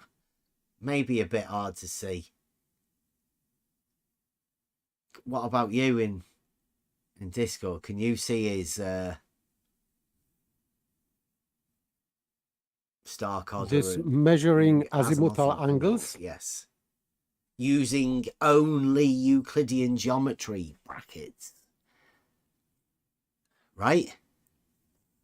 Because this is fantastic. And I'll read the words. We've been over this a few times, but this is about as good as it gets. Simply put, when triangulating between three landmarks, the azimuthal difference is measured at each location. The azimuthal difference, the angle. So at A is measured. At B is measured. And at C is measured at the angle. Note that these angles are not the angles within the triangle ABC.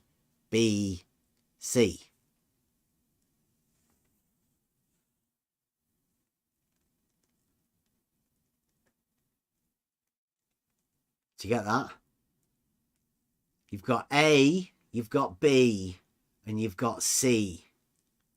And you are going to measure an angle at A from B to C.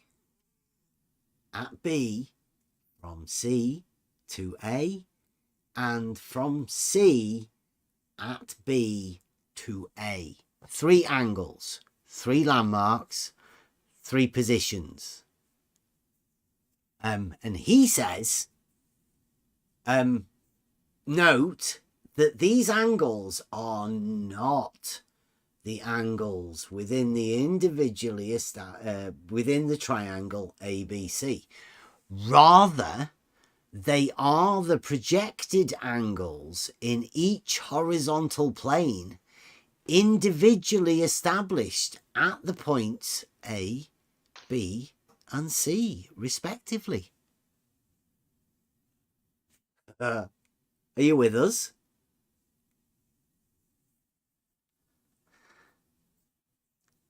The intersections of the verticals with the horizontal planes defines 9 points or 3 triangles, 1 in each plane. But only 1 angle in each triangle is actually measured.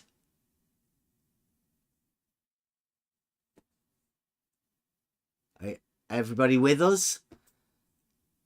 Have you switched off your geometric brain and switched on your blue marble scientific brain? Or are you wondering what the fuck I'm talking about? Yes, something like that. Yeah, I was good. I'm with paper. Yeah, okay, right. So after that complete, like, you've got 9 points. You start off with A, B, and C. And now you've got 9 points. 3 triangles. Can you imagine what sort of confusion this must be throwing out if you hand this out to somebody? Tell them, like, this is a mathematical piece of work, right? But this is where it gets genius, right? It shows you the ramblings of a madman and then the sophistication. Here we go. Also note that if the verticals are parallel, P, then the 3 horizontal triangles are congruent. Brackets, i.e., the angles and sides are the same in all three triangles. Which means that it has to be true that A plus B plus C equals 180 degrees. Q. A vacuous, logical, like flawed statement, but he's got the triangle having 180 degrees. He says, therefore, an unavoidable conclusion of measuring these angles such that A plus B plus C is greater than 180 degrees, not Q, is that the verticals cannot be parallel.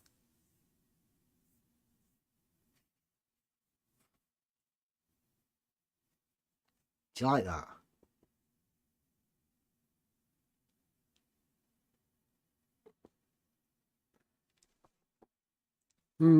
I don't see, I cannot see this conclusion, how it follows from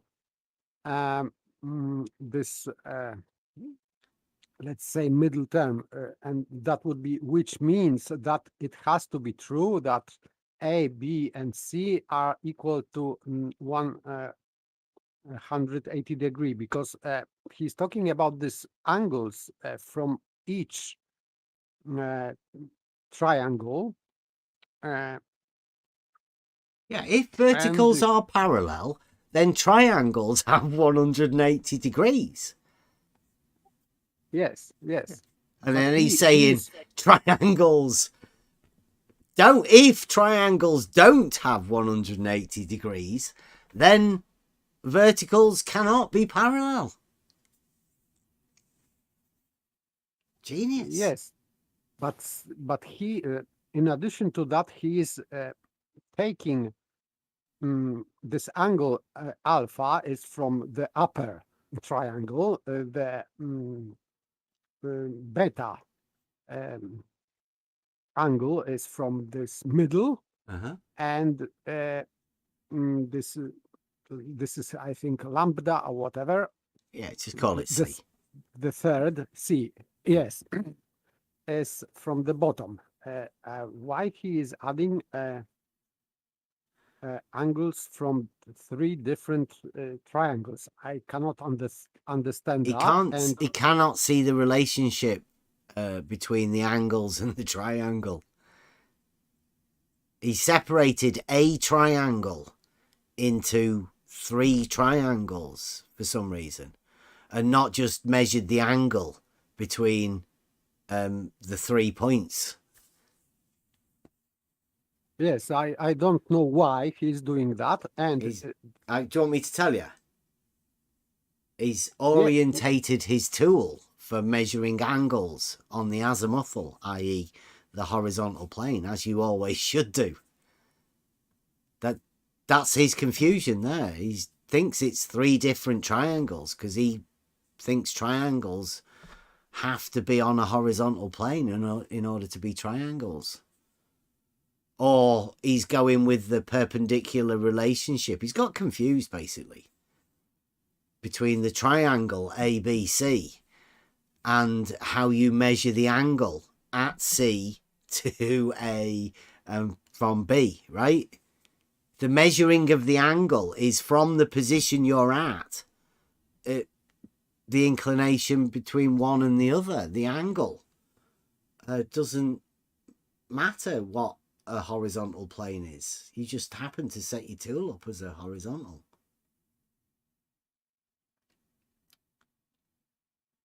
I'm making a sort of a big deal out of this because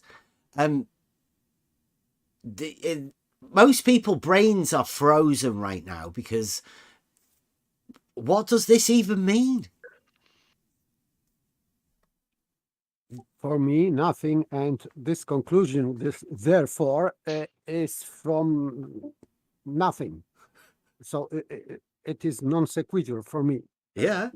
Or someone, the author of this, has to explain me in detail what he meant It's when Starkadder. he. Yes, but He won't I explain anything. He's never come and chatted. He just pumps this stuff out for other people. This is a paralogism, an obvious paralogism, right? He said, if the verticals are parallel, then the three triangles are congruent in all three triangles, which means that it has to be true that triangles have 180 degrees. Triangles do have 180 degrees. And it's got nothing to do with verticals being parallel or not. Literally, absolutely zero. The non sequitur. For me, yes. And that's why it needs, for me, it needs to be explained. I'll try and explain it, right? This is blue marble science. This is a blue marble scientific method, and this is exactly how they work it out. They say, what do we need? And they say, oh, well, we need verticals not being parallel. It's okay then.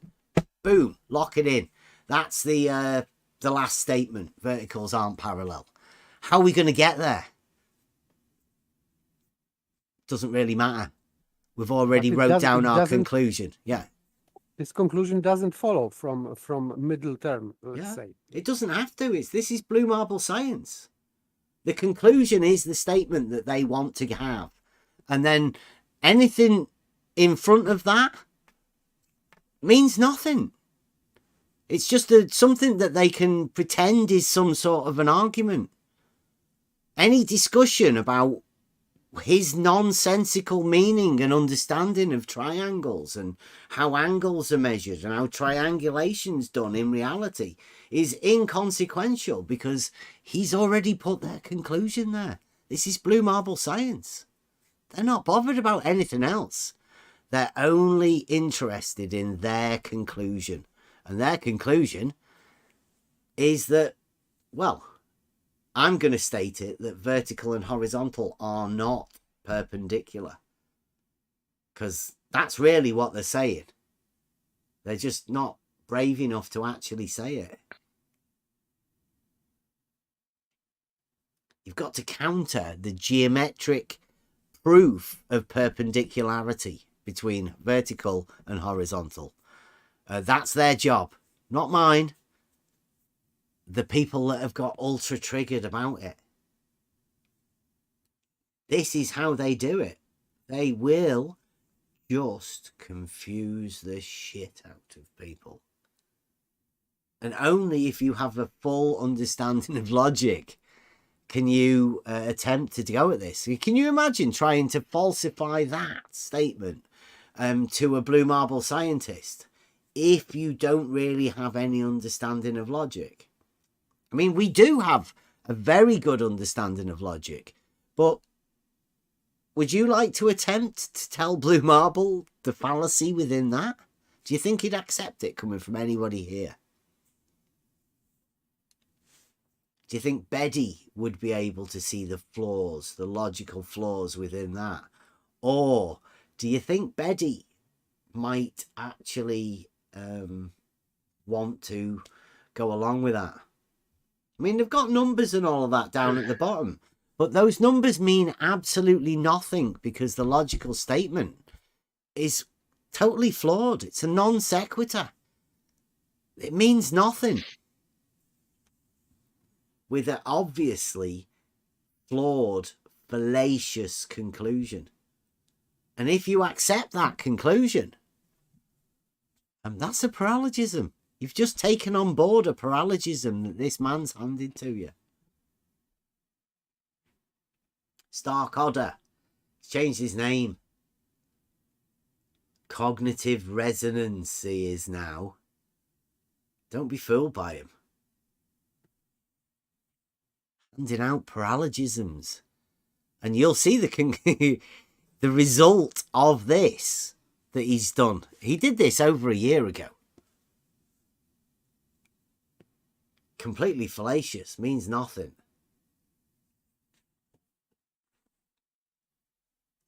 Hand it to anybody. Any geometer. Any mathematician. Any logician. They'd love it. You could do a course on this. This is blue marble science and how it works. I would say that flat Earth math could explain that, but he's trying to do that, or was trying, but now he is going off, I think. But next time I would gladly hear his explanation for that, what Starkadder presented, because I cannot. I don't understand what he is trying to prove in that picture and this syllogism or whatever it is. Maybe flat Earth math can do that, so no problem. Yeah, maybe blue marble science can show us the inner workings of the blue marble scientific method that Starkadder employed within his logical statement there. Yeah, remember, at the top of it, it says, measuring azimuthal angles, brackets, using only Euclidean geometry. Zero logic, zero understanding of Euclidean geometry and the principles in reality that are employed, and the reason these angles are measured as such within triangulation. The proofs within Euclidean geometry that triangles have 180 degrees. You've got A, B, and C. It's a triangle. 3 coplanar points. It's not 3 separate triangles. It's ridiculous. Starkadder. Hey, can you guys hear me? Yeah, are you doing the hoovering? Sorry, that's my brother-in-law in the other room running something in the kitchen. I'm not actually sure what. So I can wait till he's done if that's messing things up. Well, yeah, it sounds a bit. Okay, I'll wait a bit. Okay. Protothad, ladies and gentlemen. Oh, Flat Earth Math is in here. Oh, he came in, did he? He was, at least he was, but he said that he is going off in a few minutes, so I think that he is gone now.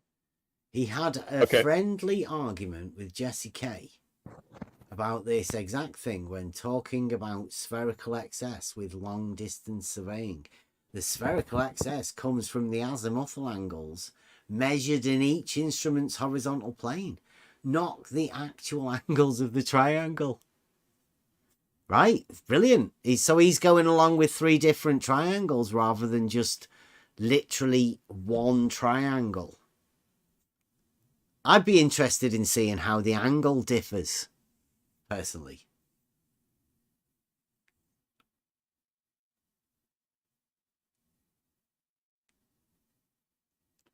You mean in relation to itself? Just the triangle. The triangle ABC. And the angles measured. Yeah? You do understand that, right? It's a triangle, ABC. If he wants to make it 3 separate triangles, would the angles be any different? The angle at A, the angle at B, and the angle at C. The angles would be the same. 3 points can produce only 1 triangle. Yeah, but even if you were to separate it onto horizontal planes, do you think the angle at A and the angle at B and the angle at C would be any different from the other triangle that we explained? Anyone? Does anybody think that the angle at A to B and C is any different than the angle at the horizontal triangle with the angle A? Can anybody think or imagine why anybody would want to separate the angle from a triangle, to say that the orientation of the triangle alters the angles within the triangle. Anyone?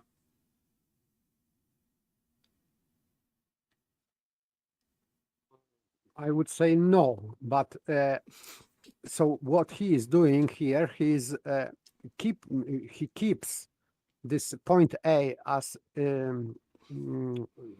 like not moving, and he's moving point C and point B respectively to different yes, so he's changing planes on which this triangle is made. Well, like I say, I'll ask you again, right? Do you think there will be any difference within the angle at A from B to C if, one, you orientate it horizontally, your tool, like all surveying tools, right? Now, do you think if you were to tilt your tool to the orientate itself with B and C being whatever slope or tilt you would, do you think the angle from B to C from A will be any different? No. I would say that his trick on this paper is because these three triangles are in different perspective, because he has to show that lines, three vertical lines, they are let's say vertical on the left side is on the same plane as vertical on the right side, but this Kevin. But this in the middle. Sorry about that, guys. This one in the middle, vertical, is like in front of that. So this is these three triangles are the same, but they are showed in different perspective. That's why these lines, these dotted lines and normal lines, they are not aligned, let's say. Okay, well, I'll ask it again. Right? Trick. Yeah, well, yeah, I'll ask it again, right? He's separated, he's made three triangles. Those three horizontal triangles, as he calls it, there is an angle at A, right? In all three of those triangles. Yeah? We can say that. Those three triangles are the same because they're horizontal triangles. Now, there is another triangle, the ABC triangle. Now, is the angle at A in the ABC triangle any different than the angle at A in any of the three triangles?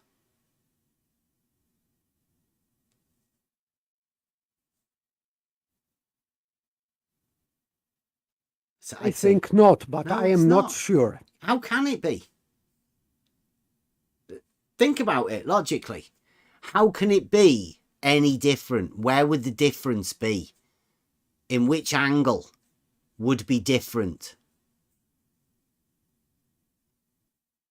Because triangles have 180 degrees. And you've only got 3 points. He's just separated it into 3 horizontal. And he's expecting you to imagine that those 3 triangles are any different than the triangle ABC. And somehow, measuring these 3 horizontal triangles, the angle at A, the angle at B, and the angle at C, you're going to somehow get more than 180.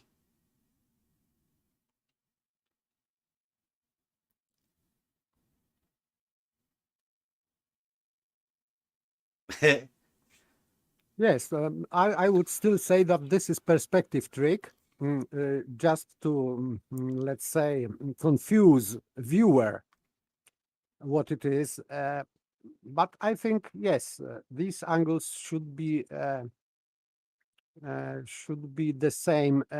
He's moving these points in different, let's say, ratio, because if we are comparing this triangle ABC to these three triangles, ABC.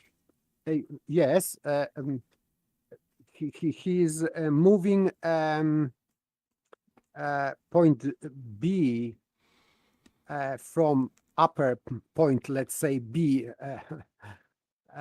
this highest point, but point C is moving to the bottom. So he's not rotating, let's say, this triangle in the same ratio. So both points C and B are transposed lower, but not at the same rate. So point B is moved only half of a way what point C is doing from this upper horizontal triangle to the bottom. That's why it seems that these angles look different, but this is only perspective. Imagine you're a surveyor and you are actually doing this. It's a process called triangulation. First off, you set your baseline, and then you can carry on mapping, triangulating points, just like this, measuring angles from different landmarks. Now you're going to transpose that onto a map. You're going to actually make a map. So those triangles and those points and those angles that are measured are going to go on a map eventually. So the angles measured at A, at B and C are irrespective of the orientation of the points A, B and C. It's just a triangle. There's only one triangle that they're interested in. That's the triangle with 180 degrees, the one that you can transpose onto a map, regardless of elevation. It matters not the elevations within the triangulation of these points when you're using these angles.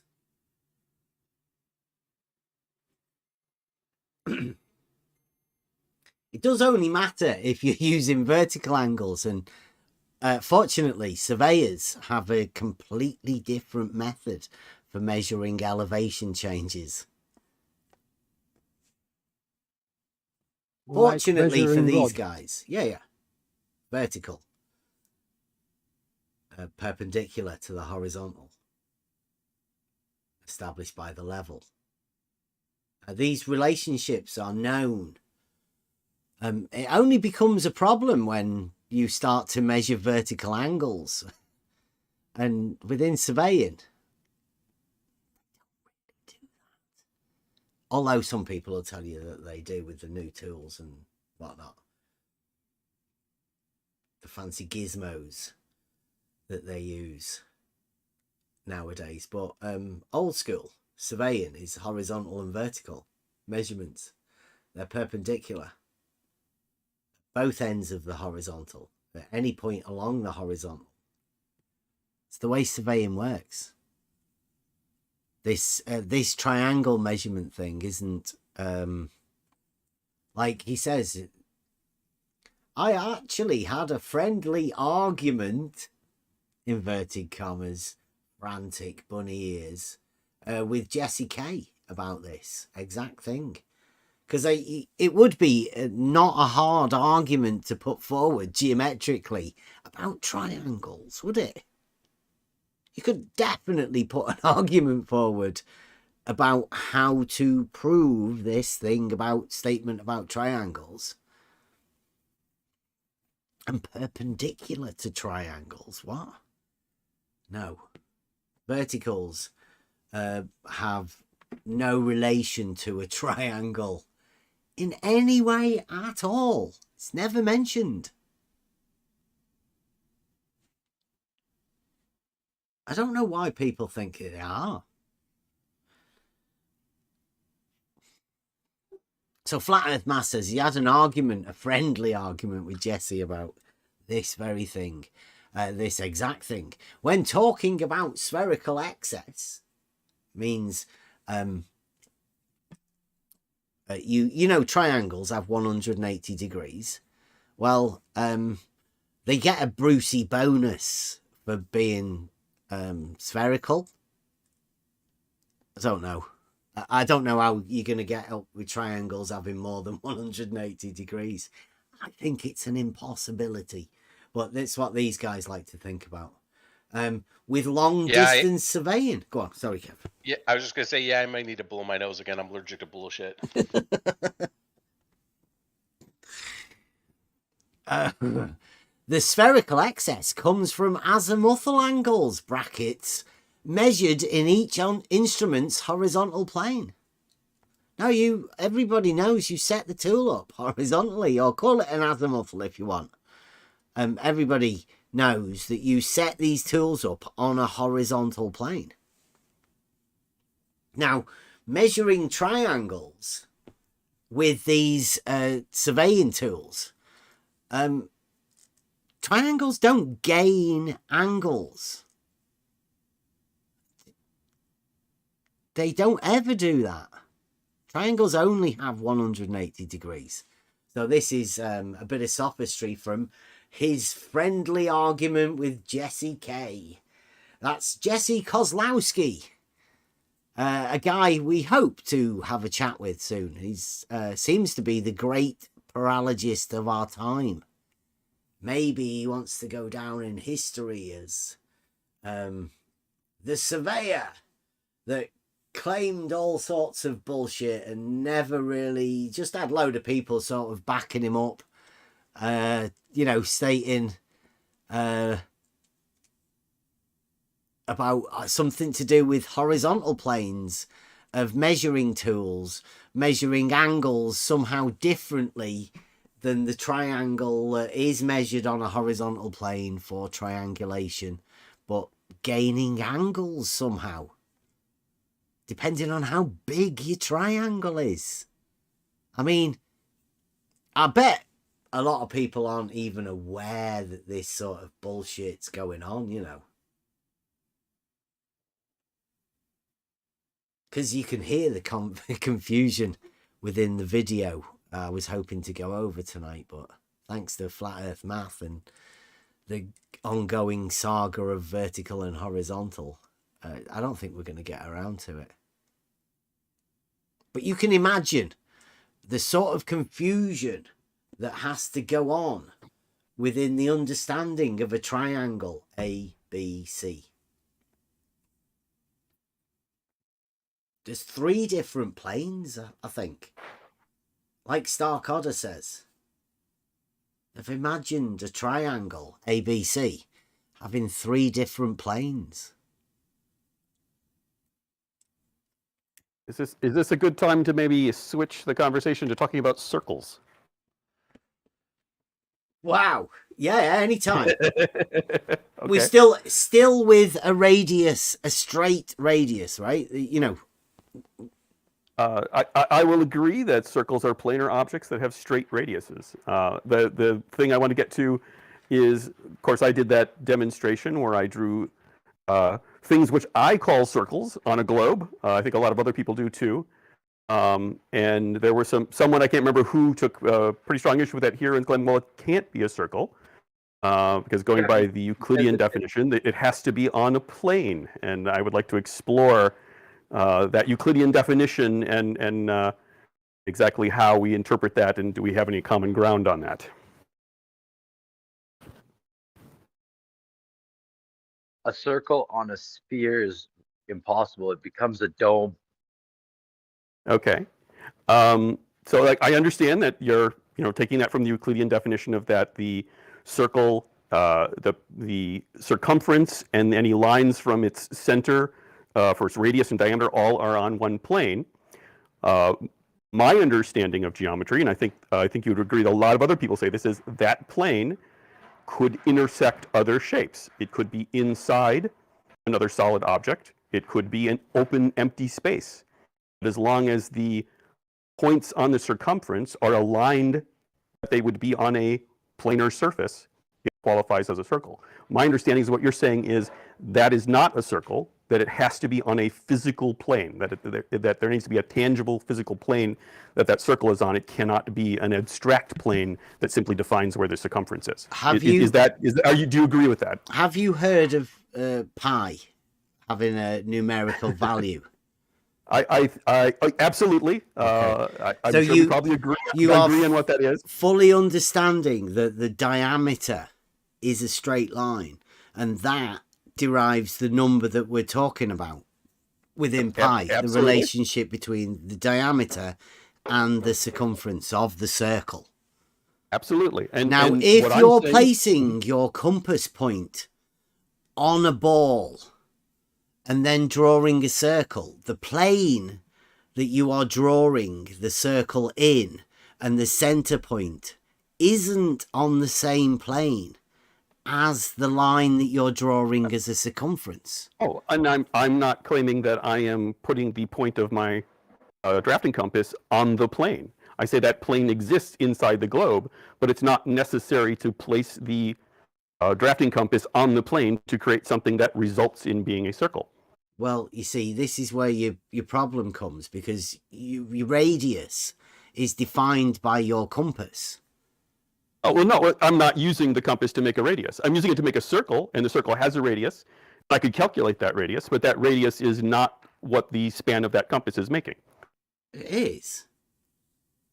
Not in this case. But I mean, you can make a circle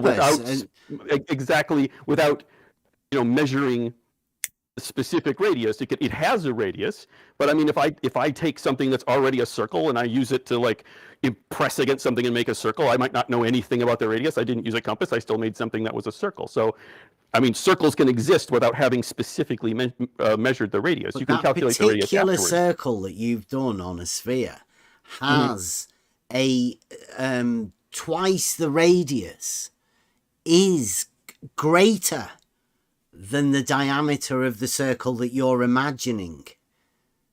I'm not following what you're saying there. Right. I mean, well, like I said, your compass, right? Twice that distance,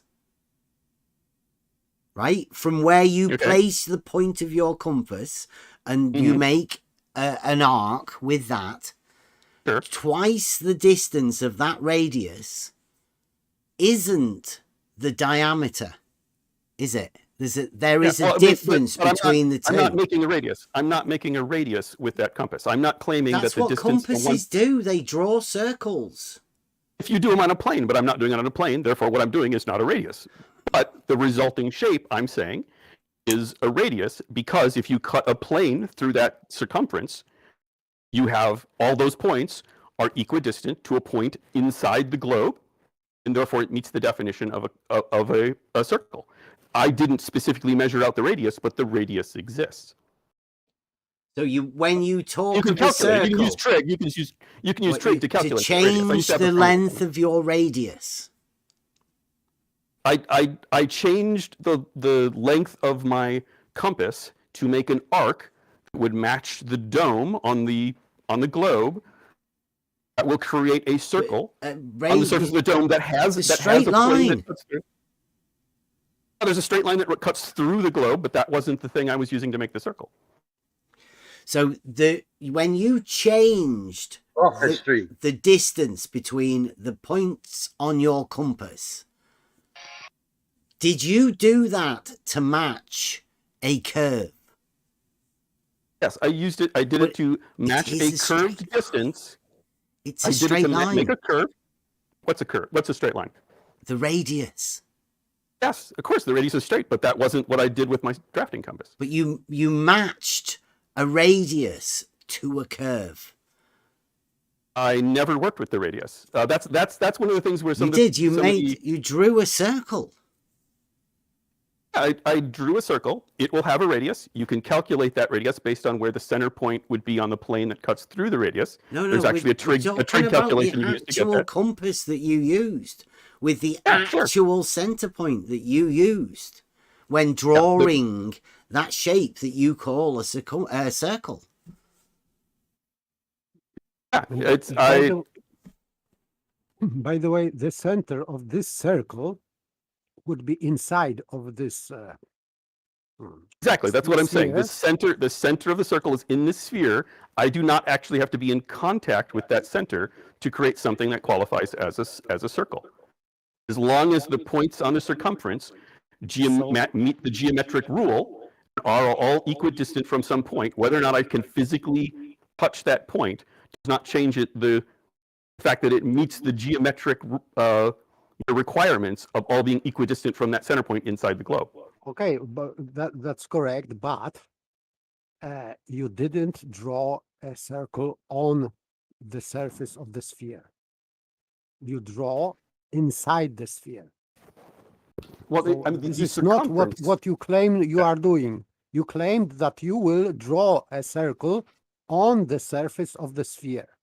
And what you have done, you draw the circle inside of the sphere.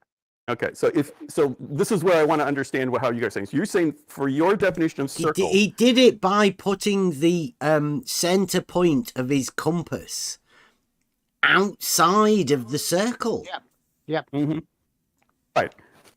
And so for you, you're saying that the circle, the definition of circle, that includes all of the space inside on the plane, even though we don't necessarily have any points that we've drawn inside of it. But, you can't just say that as long as we've got the circumference, we have a circle.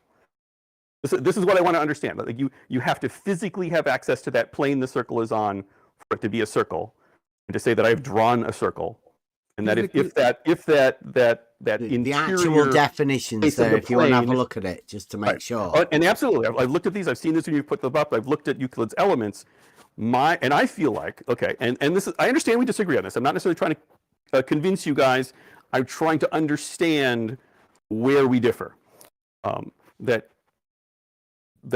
my understanding is, as long as you've got that circumference, you've got the points, and they meet that definition of they're aligned as being on one plane, that plane could be intersecting another shape, such as a circle or a cone or a cylinder or something like that. That we can do things like if we have a pipe and we look at the end of the pipe, we see a shape that we would call a circle. We see two. We see the outer diameter and maybe the inner diameter of the pipe. And even though there's an empty space and we can't actually touch the center point because it's just empty space, we can use pi and we can do calculations to know things about the circumference or the diameter of the pipe or the interior of the pipe, based on measurements. Right. So, can I just go over this with you though, just to go over the Sure, please go ahead. This is why I'm here. I appreciate these friendly conversations. Right, now what you did was you placed the center point of a compass on a ball, and then you drew the circumference of a circle that you can say on that ball. Yeah? Yeah, I drew the circumference of the circle. I would say that is correct, yes. On a ball.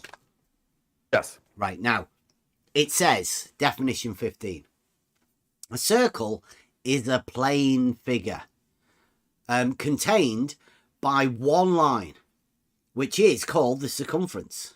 You go along with that. That's the line that you drew, right? Mm-hmm. And is such that all straight lines drawn from a certain point within the figure to the circumference are equal to one another. Yep. Right, now, all the straight lines... Absolutely. All the straight lines... No, wait a minute. All of the straight lines drawn from that point that you called the center to the circumference would be equal, would they not? Yes. Okay, so it would fill in those particular requirements. But it doesn't fill the requirements of the plane figure, does it? It's more like a cone that you've done. And again, what I'm saying is that's that flat plane that satisfies that requirement. You would have to, of course, physically chop off part of the sphere in order to get access to that plane and draw those straight lines. In order for you to get the straight line from the point that you actually did to the line that you drew you would also have to chop off parts of the ball. Yeah. Well, and I'm not claiming that point is in the center of the circle. That is not a claim I'm making.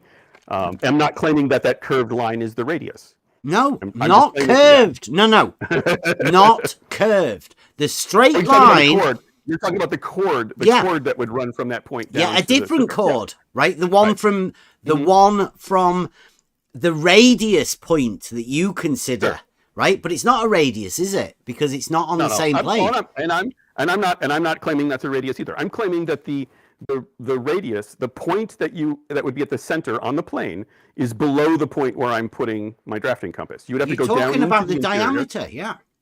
Yeah. Oh, yeah. The diameter cuts through. The diameter is a chord that would cut from one point on the circumference across to an opposite point on the circumference, and that you could literally, like, if you take a sphere, you slice that sucker in half. Yeah, that's why I said to you at the beginning. Plane, Proto, that's why I said to you at the beginning.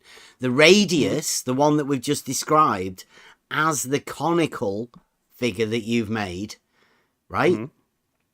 Twice that would not equal your diameter that you're imagining now as a different chord. And I'm not claiming it would, because I'm not claiming the point I put my drafting compass on is on that plane of the circle. I'm saying that plane exists.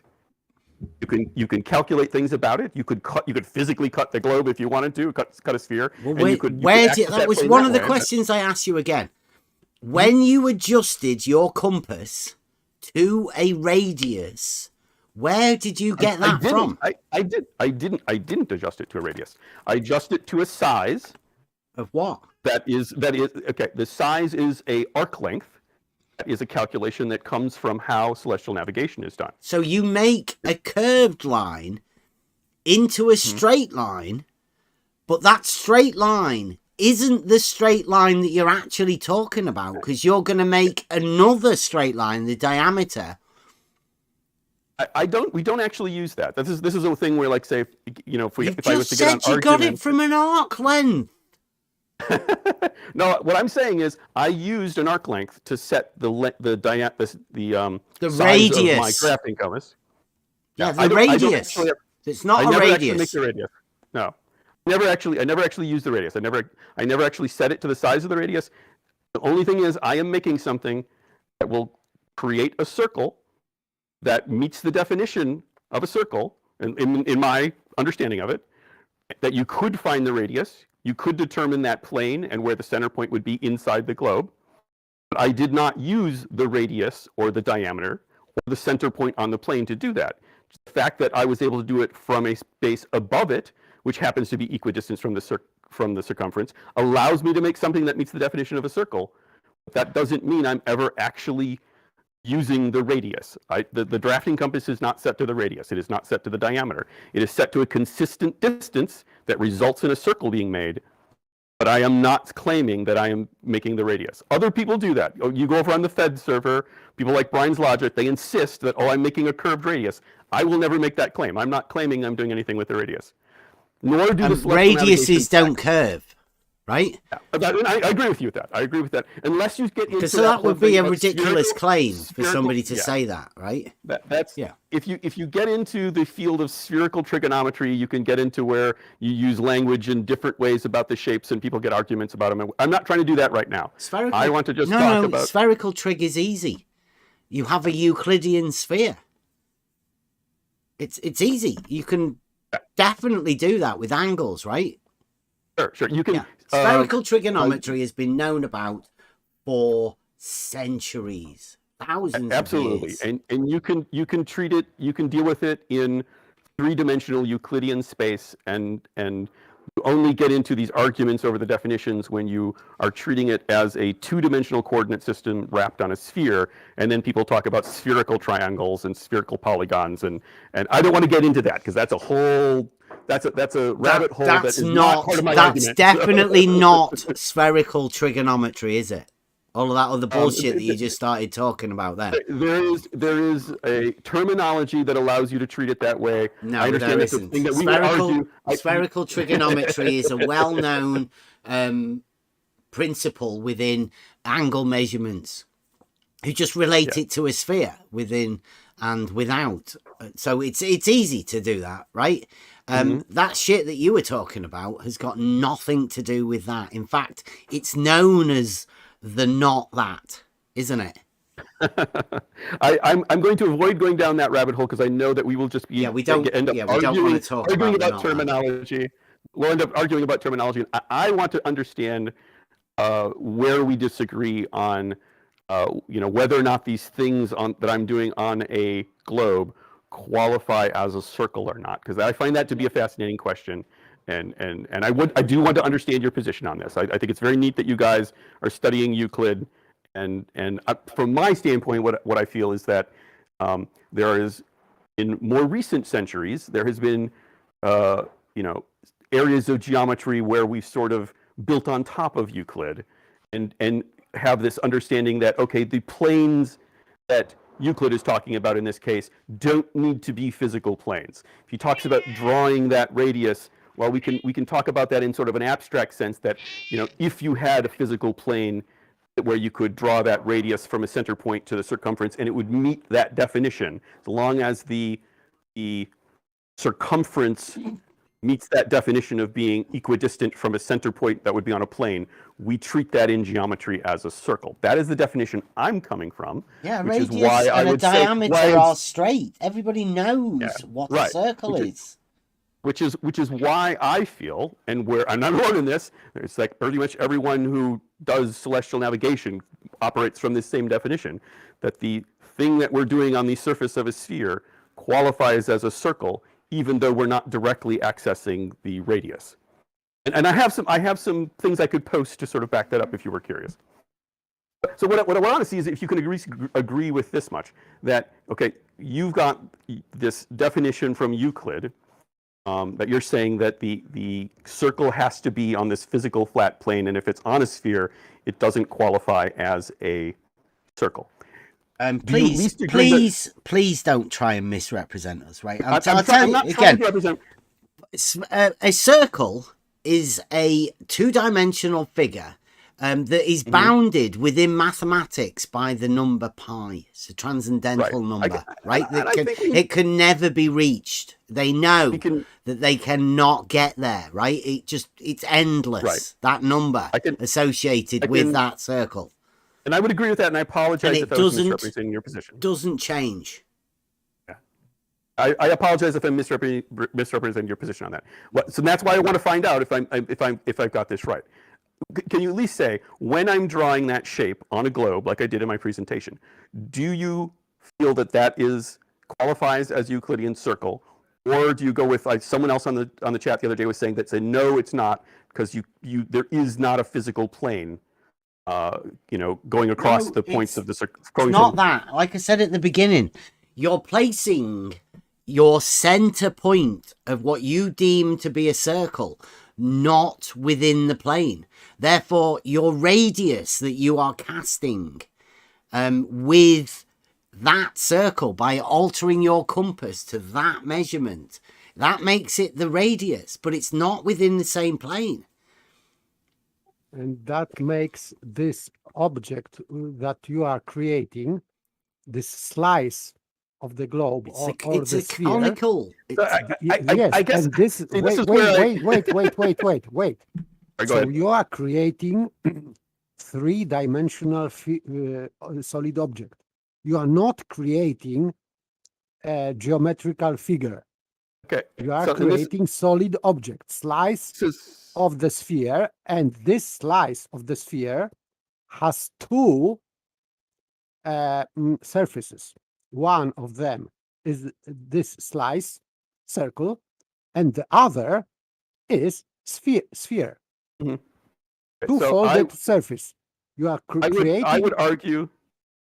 Sorry, I didn't mean to cut you off. I just was hoping you were done. I would say that you are creating literally.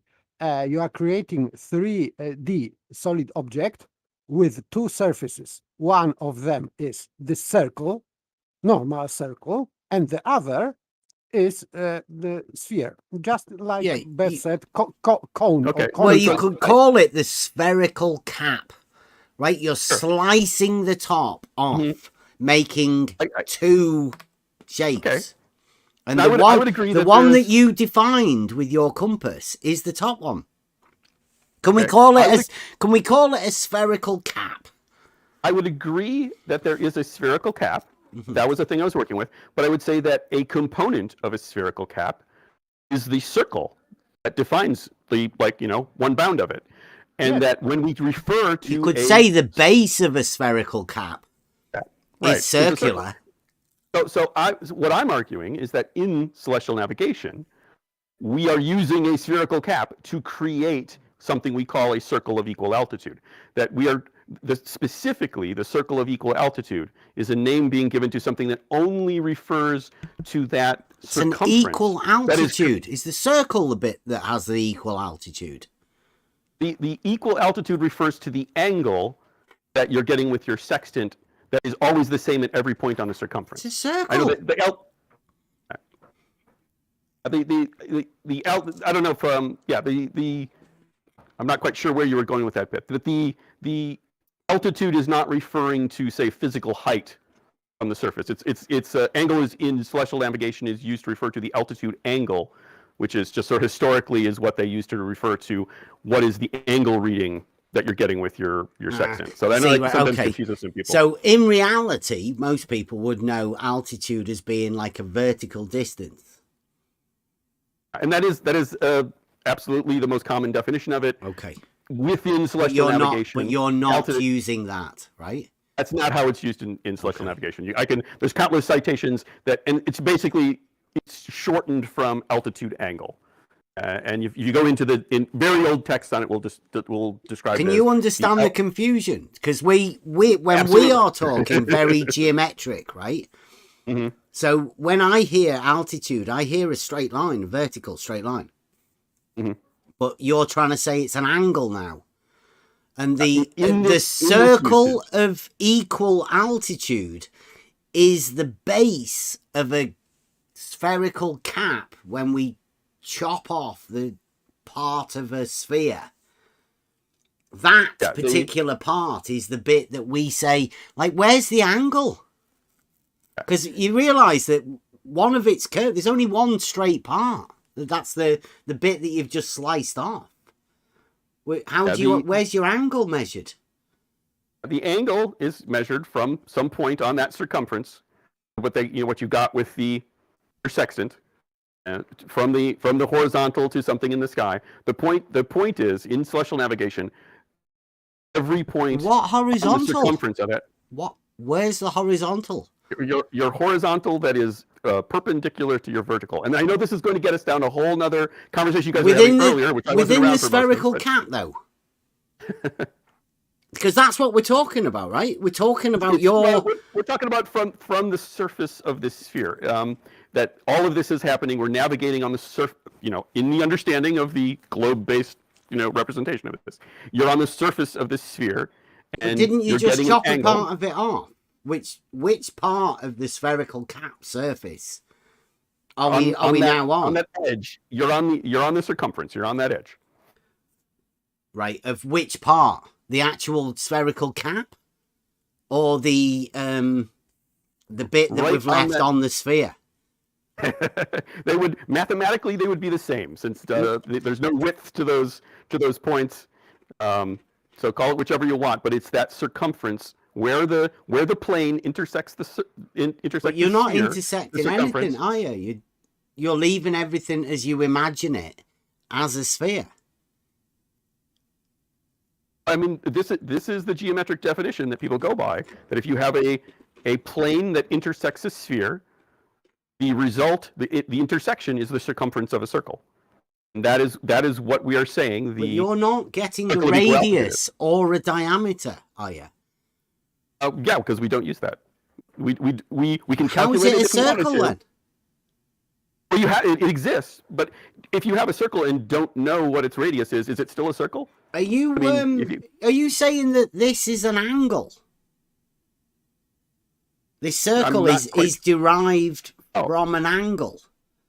Yeah, the way we derive the circle is we have an angle that this sweeps out arc across the surface of the sphere. So from the very center of the sphere from one point to another point on the sphere, it creates an arc. Taking that distance and then sweeping it around from that center point all the way around with that arc, you create then a circle. You create that cap, as you call it, the spherical cap.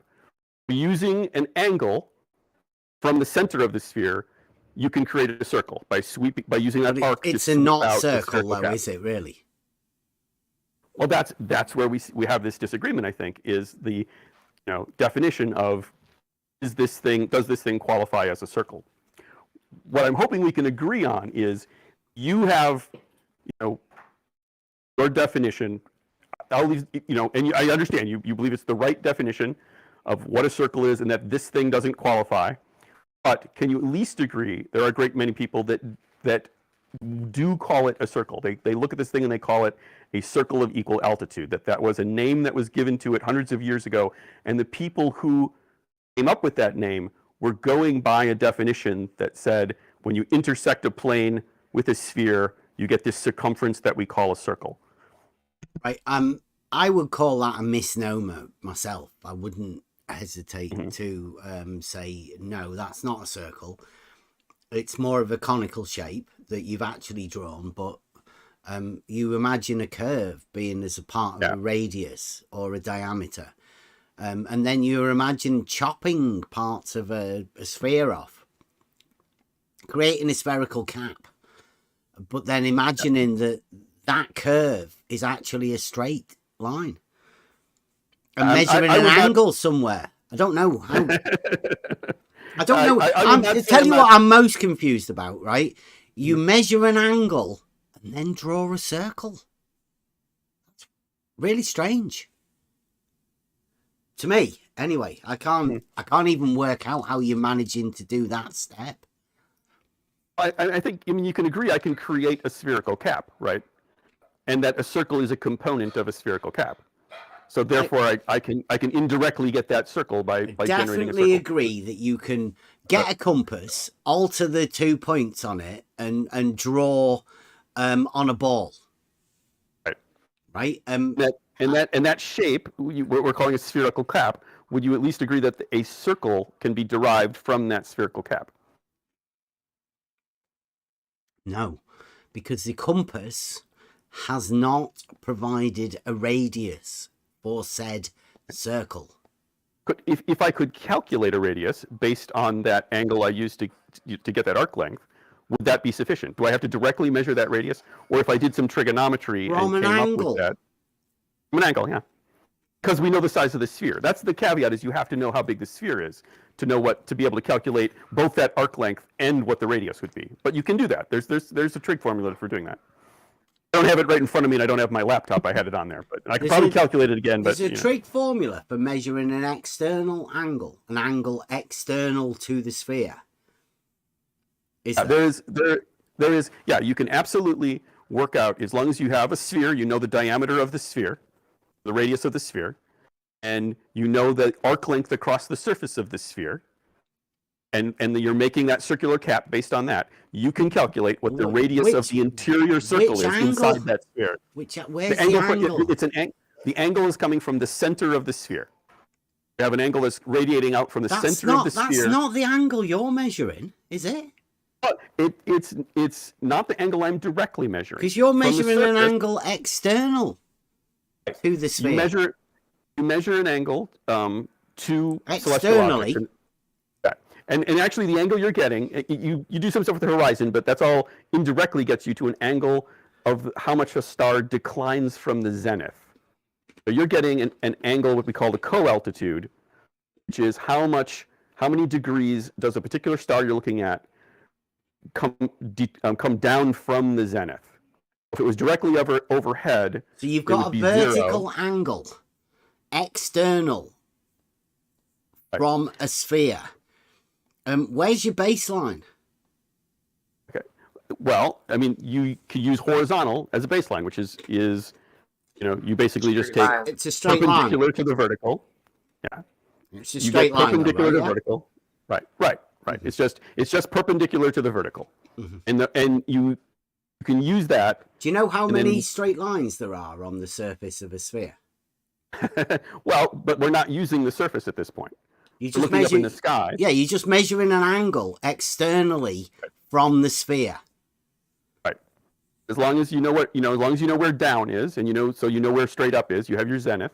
Mm-hmm. And you can point at the star, and you can get what is the separation between that zenith and the star. And that's actually the angle you want, because that angle ends up being between two straight lines. And there is zero straight lines on the surface of a sphere. We're not using the surface. We also want to use lights in the sky for anything. Yeah. This is this is where I'm struggling, right? You're measuring a vertical angle between two straight lines from a presumed surface of 0 straight lines. So you've generated a straight line that is not on the surface of your shape. So you're just measuring an angle that has no relation to the surface that you're talking about, but yet you're going to derive a circle to be drawn from that angle. I can walk you through it if you like. Yeah, please do. So you've got your zenith. It's straight up. You have a star you're measuring from, which is, say, 45 degrees down from that zenith, and so you've got that angle. Now, because that star does not present what we call any parallax, if you were measuring that at any other height, you could be miles up in the sky in a plane, and you will get exactly that same angle to the star. Which means also, if you were just hypothetically in the very center of the Earth, that angle to the star is still going to be the same angle. And therefore, knowing that's what that angle is, that allows us to sweep out the arc length from the point where we're at, where there's a zenith straight ahead of us, straight above us, to the point on the surface of the Earth where the star would be directly above us. Well, that's what we call the ground position of that star. And so that's what we're trying to look for with the circle of equal altitude, is what is the distance between our location and the ground position of the star, where the star is at the zenith, where it is directly overhead. And because stars do not present any parallax effect, where their position, their apparent angle would shift with different heights, we can treat the angle we get at the surface as exactly the same as we would get if we were hypothetically in the very center of the Earth. And that's why we can use that, what we call co-altitude angle, the amount it declines from the zenith, to sweep out an arc from our position to the ground position of the star. And that's what we use then to make this circle of equal altitude, which we know we must be somewhere on that circle.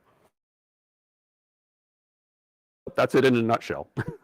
I still can't see the logical connection between measuring an angle and drawing a circle.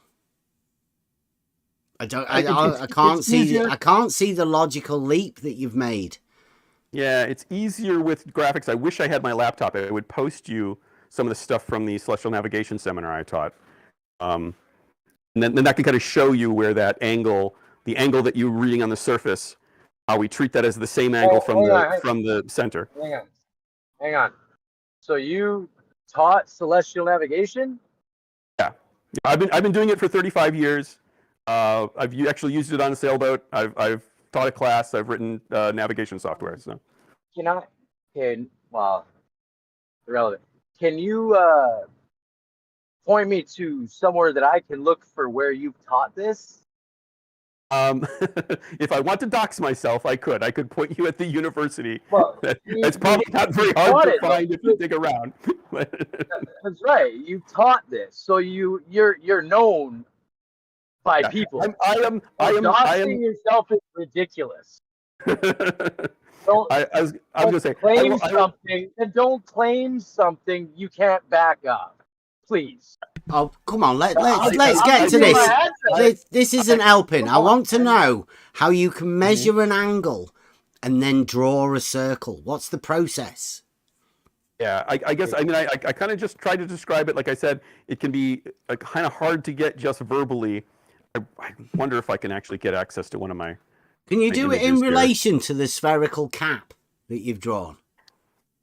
I mean, the spherical cap. Where's the guy that measures the angle? Okay, so the guy is going to be somewhere on that circumference, on where on the outer edge of that spherical cap. Okay. And the star that they're viewing with the sextant is basically directly above that center point of the spherical cap. And so you can imagine there's a pair of zeniths. There's a zenith that comes from the star, goes straight down to the middle of the Earth. The person that's on that edge of that, straight through the top of the cone. right, straight through the top of the. I mean, yeah, if you want to think of a cone there, I don't really see the cone as being helpful, but because we're doing it all with arc lengths and that sort of thing. Okay, But so how do we get to the arc length? Let's say that you've measured an angle. That's what I'm getting to. So you've got a zenith that's coming down from the star straight through the middle of that spherical cap. You have your own zenith where you're the observer that's on that circumference. It's coming at a different angle. It's meeting at the very center of the Earth in that sphere.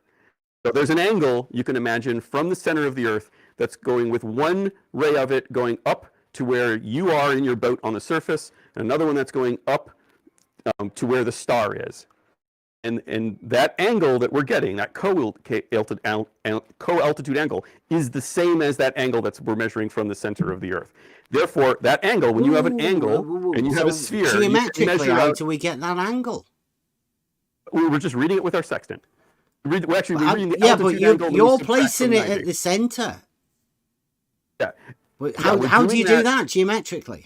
Can you show me the geometric principles of how you measure an angle externally and then transfer that geometrically inside a ball?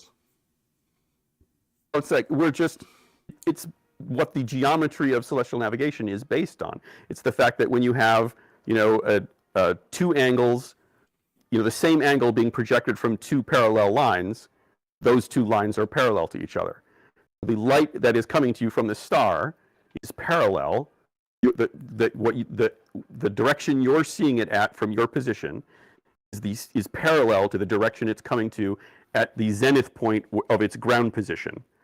Because those two angles, those are parallel light rays and they're creating identical angles, we know that an angle drawn from the center of the Earth, if you could actually be at the center of the Earth, you would be seeing the same angle to that star. Therefore, we can calculate that distance across the surface. We can create, mathematically using plotting sheets and things like that, we can create that arc to calculate our distance from the ground position and then derive, the circle of equal altitude and where we're at and so on.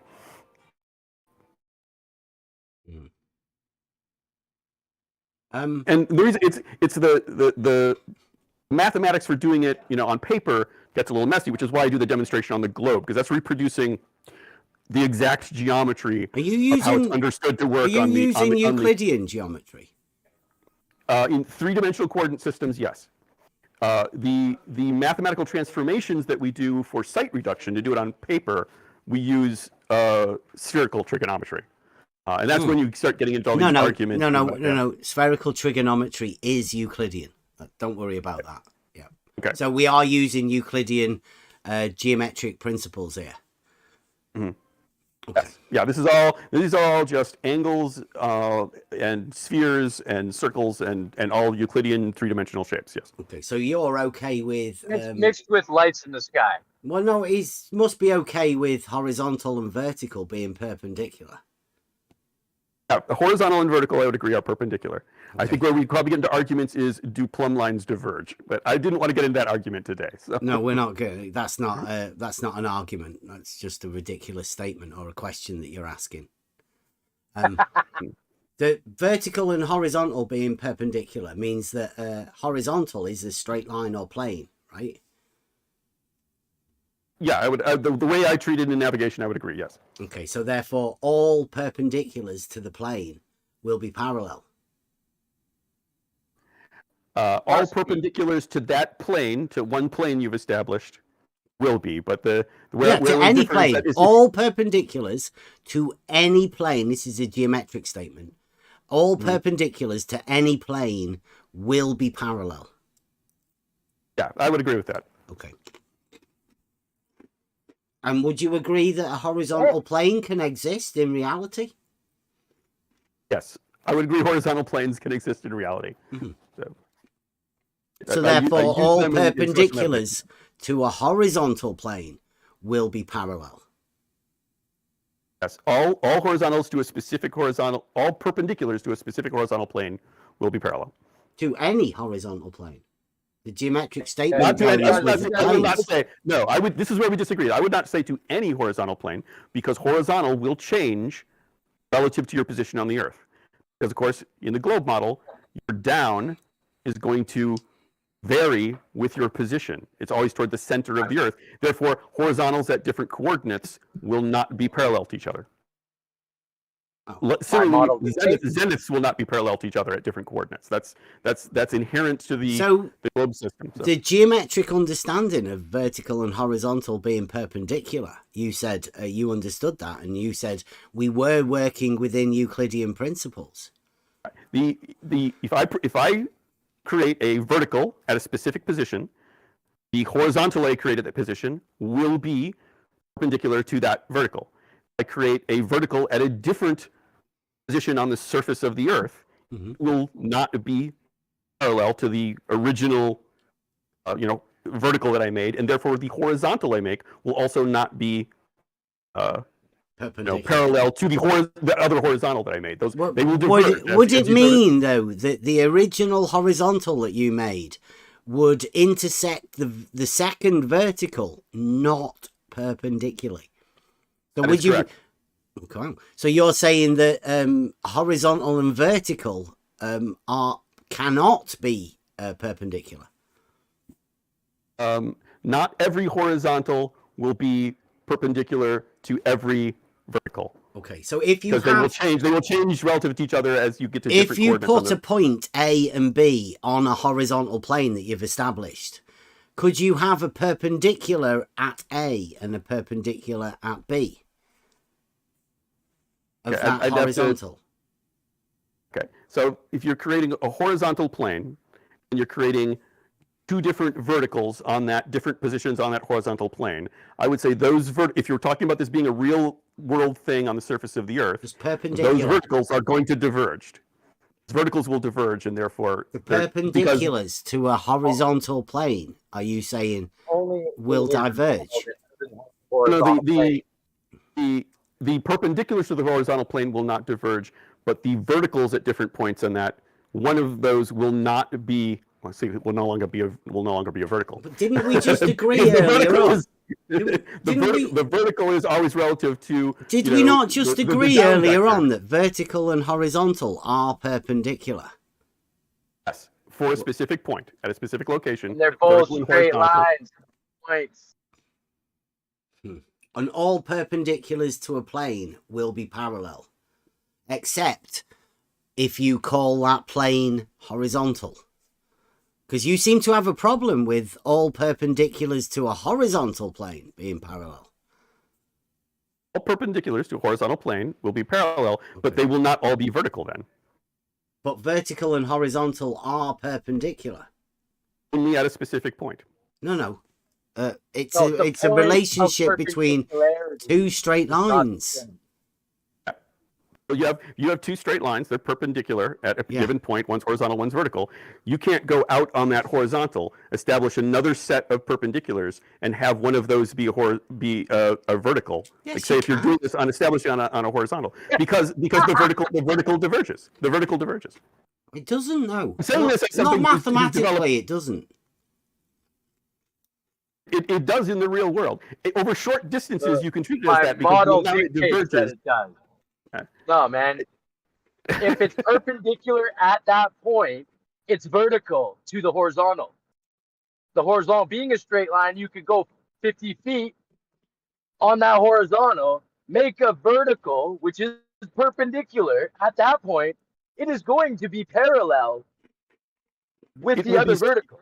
It will slightly has to be. diverge. It will slightly No, diverge how? by amount How? by such a small amount By that what? your typical equipment. I mean, we could calculate if you want to. I could say that, say, if you were something that was about a city block away, it will diverge by a thousandth of a degree, which is still enough that in your typical construction, it wouldn't be enough for you to even register. So, I mean, over the kind of distances we typically deal with, such a small amount of divergence that you don't really notice it. When you start dealing So with when things does that like horizontal long, stop being straight? well, the horizontal, if you're When extending does that the plane, horizontal however stop long you're being extending it, straight? it will continue being straight, but it will stop being horizontal from various locations away from you. It's only horizontal at that specific location, and we can treat it as in a localized area.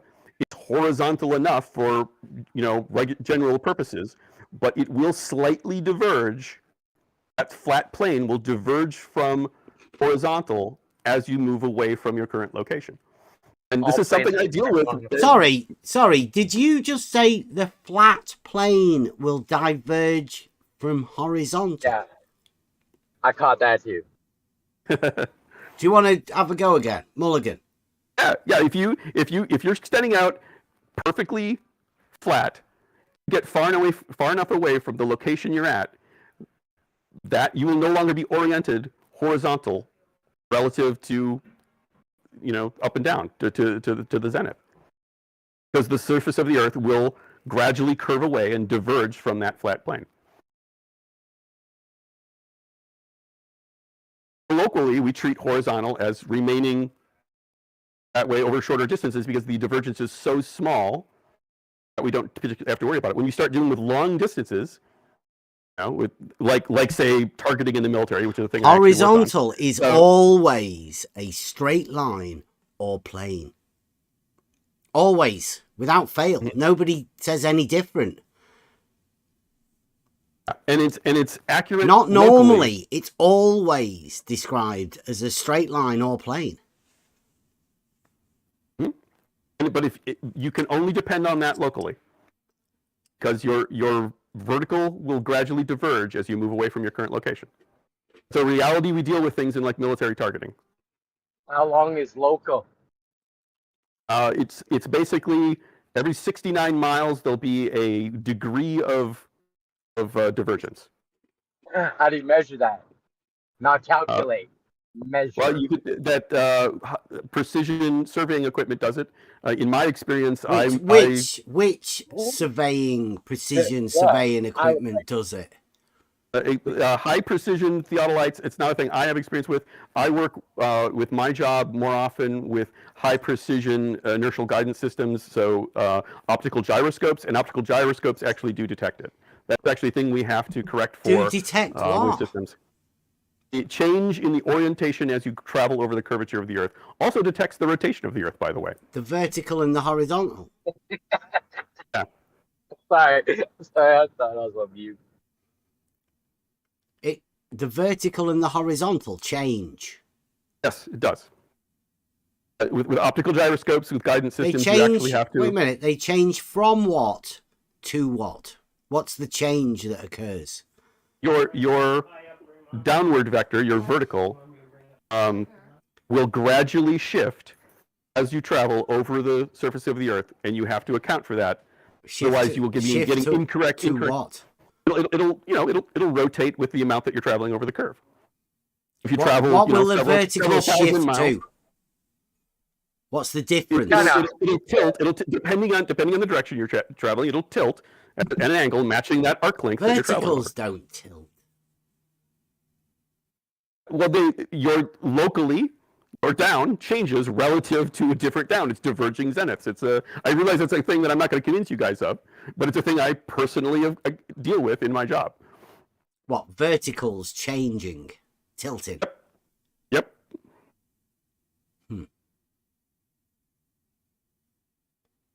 Does that not cause a problem for you? Does that mean you've got a sloping horizontal as well then? Yeah, your horizontal also shifts. Your vertical and your horizontal both shift as you travel. I don't You have to adjust for no, that. they don't. Like I said, I'm not going to convince you of this. You can't convince me of it. I'm not crazy. You're not going to find me sinking into madness like you are. I'm not. Vertical is vertical, right? It doesn't tilt if I move. And horizontal is a plane with zero slope. That doesn't start sloping if I move. I can only tell you that I have experienced a difference in my job in aerospace and as a military contractor. And I can't prove that to you. I'm sorry. You can decide I'm making shit up if you want. This is going off the track of where I was really going. I always wanted to talk more about, can we, reach some sort of common ground on understanding what the definition of a circle is. Like, can I at least understand your explanation of it better? And I think I've got there. I think I understand what you guys are saying now. So, you think you've got what we're saying about a circle being a two-dimensional? Yeah, and I think you understand the ratio of pi now and how that. I don't think I ever disagreed with you on that. Right. Well, that's a circle, right? Right. I think the only place where we're disconnecting is I say that I can create a circle without directly using the radius. There's like, if you talk about, I'm doing a cone. Well, what if I already have, a cone, I've got a funnel or something, and I just, use that to stamp a circle on something without actually, having measured the distance that I'm doing it or whatever. I've created a circle. I didn't know anything about the radius. I mean, you can create circles that meet the definition without specifically measuring out the radius.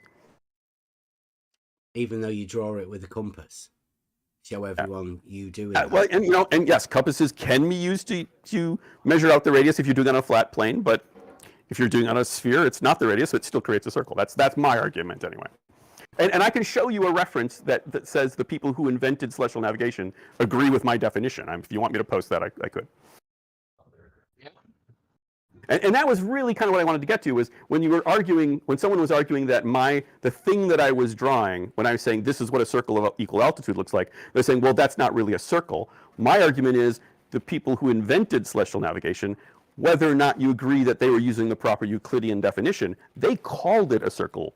So the thing that I'm making is matching the definition of what the people who created celestial navigation were calling a circle of equal altitude, because they described it as, well, when you have a plane that intersects a sphere, the circumference is on the surface of the sphere, and they go on to talk about the spherical nature of the globe Earth, and that's how the whole process is described.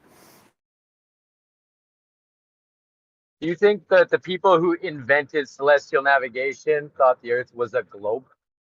Yeah, their sources say that. I could let me post you one right now. Yeah, post all the stuff you got. Okay, let me find you one here. I'm specifically posting from a book by Captain Sumner. He published this in 1843. Since I've got this one open, I'll go ahead. Shadow Giant says. Yeah, in around 1843. So the Polynesians were doing celestial navigation. Well, I mean, yeah, and actually I do this in my seminar. They weren't drawing circles on a ball from measuring an angle. You can go back thousands of years and find people. Sorry, they weren't drawing not circles on balls after measuring an angle. You can absolutely go back and you can find examples of people using the stars to navigate thousands of years ago. But what they were typically doing, they were using the stars as a compass. They were using the stars to pick which direction they wanted to go to find their bearing. The specific version of celestial navigation I'm talking about is finding your position on Earth, the exact location that you're at. That is a much more recent development that was created, only hundreds of years ago, not thousands of years ago. And the specific version using circles of equal altitude is about, 200 years ago was that invention. That's the one I'm talking about. And I'm not sure if I can post this image. Hold on. Trying. Again, thank you for being here. I've enjoyed this. It's a fun conversation.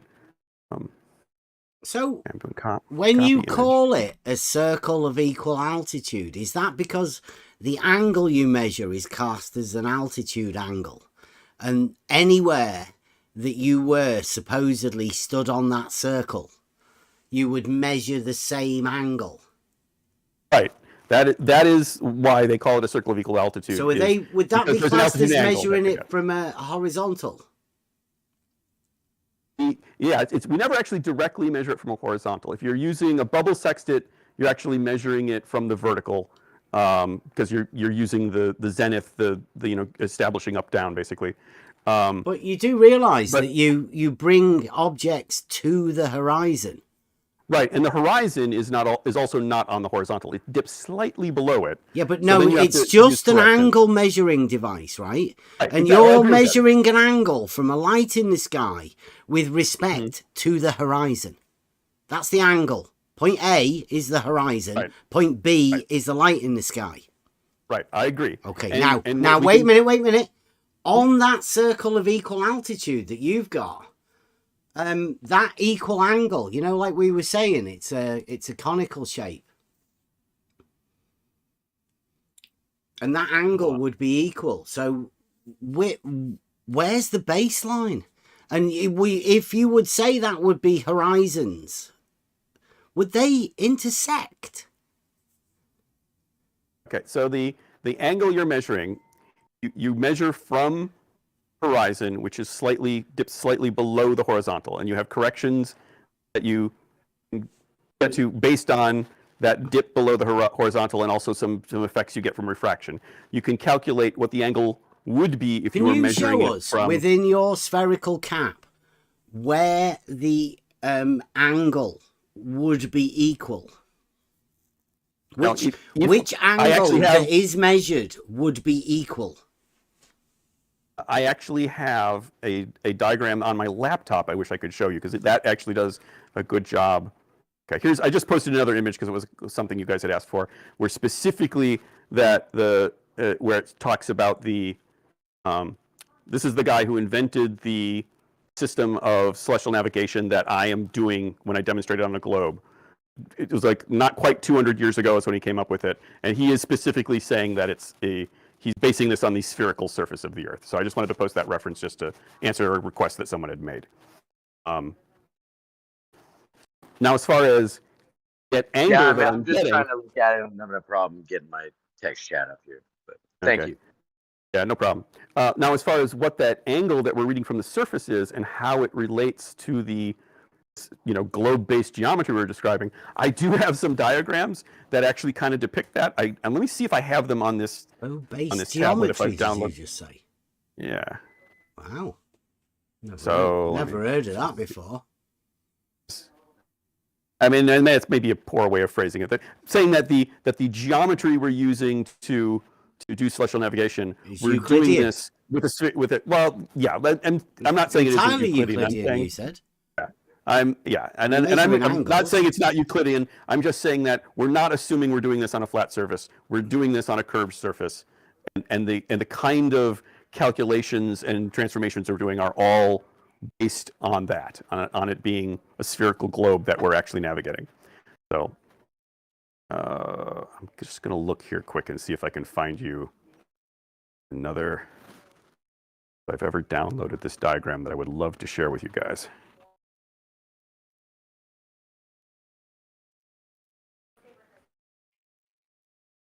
So do you think this is what Nathan Oakley was talking about with his angle? Well, the funny thing is, there's a few things that I think they get right, and then I think they go off into the weeds and get a bunch of stuff wrong. And that's why in that video I made, I talk about some of the stuff that I think they get wrong, where they basically are making the assumption that the angle that we're getting with our sextant requires the flat surface of the Earth, when that's not the case. We're actually it's just an angle. We never actually we all understand an angle. It's just an angle. Yeah, I think we agree more than there's a lot more that I disagree with the whole Fed crew than I do with you guys. That's one of the reasons why I thought it would be fun to talk to you guys, is I think there's a heck of a lot you get right. When you talk about, you can do f all with an angle, it's like, yeah, the angle by itself doesn't give you anything. It really needs like at least 2 or 3 to be useful, and you need other things like nautical almanacs and stuff like that. So it's like, but I mean, to some extent, I actually agree with you guys on a bunch of stuff. Yeah, I don't think I've got my any of my images from my lecture that would answer some of your questions. So maybe I'll have to come back another day. Where the angle is and how you say equal angle of equal elevation. That's the part I'm interested in. Yeah, I mean, basically it comes down to, when you get at, you're reading that angle, from the horizon to a particular star in the sky. And actually what you're doing is you're really interested in where that star declines from the zenith. And so you have some math you do where you correct and you subtract from 90 or whatever, and you're getting that angle. Is that right there? Paid NASA shell. What's that? Is that the angle that you want? He's done circle of equal altitude. Is that the angle there that he's depicting? The 50-degree angle? Is that the angle that you would measure? Okay, so that is a very deceptive portrayal of it. That's why I was after the angle. Where's the angle? Yeah, the angle that this doesn't actually depict the angle that you actually want, because it's not showing. It's not showing your that own one then, the real one. Yeah, gosh, I wish I had it. Hold on a second. If I dig around, I might find a copy of it in. You know what? I bet you I've got it somewhere in one of my other Discord posts, and I could copy it from there. Hold on one second, and I will come back with that.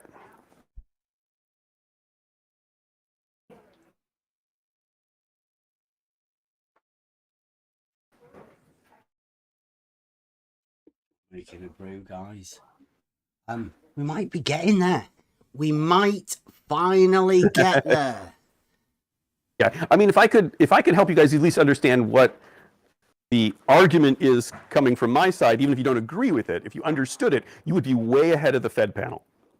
I'm still trying to work out what the fuck you do with an angle. I'm really curious as to work out how you can draw that circle. Mm-hmm. Okay, so here we go. Wow, look at that. List of stuff. Proper going for it there, isn't he? Do you reckon Paid NASA Shield did that himself, or do you reckon he's just been handed it? Was part of his flight training in case they get lost in the air. We've got one here like this, look. That one. Similar. You know, which one do you want to go with? At least we've got the equipotential angle of adjustment on it. He's missed that off completely, hasn't he? Okay, I've got an image, hopefully in my buffer now.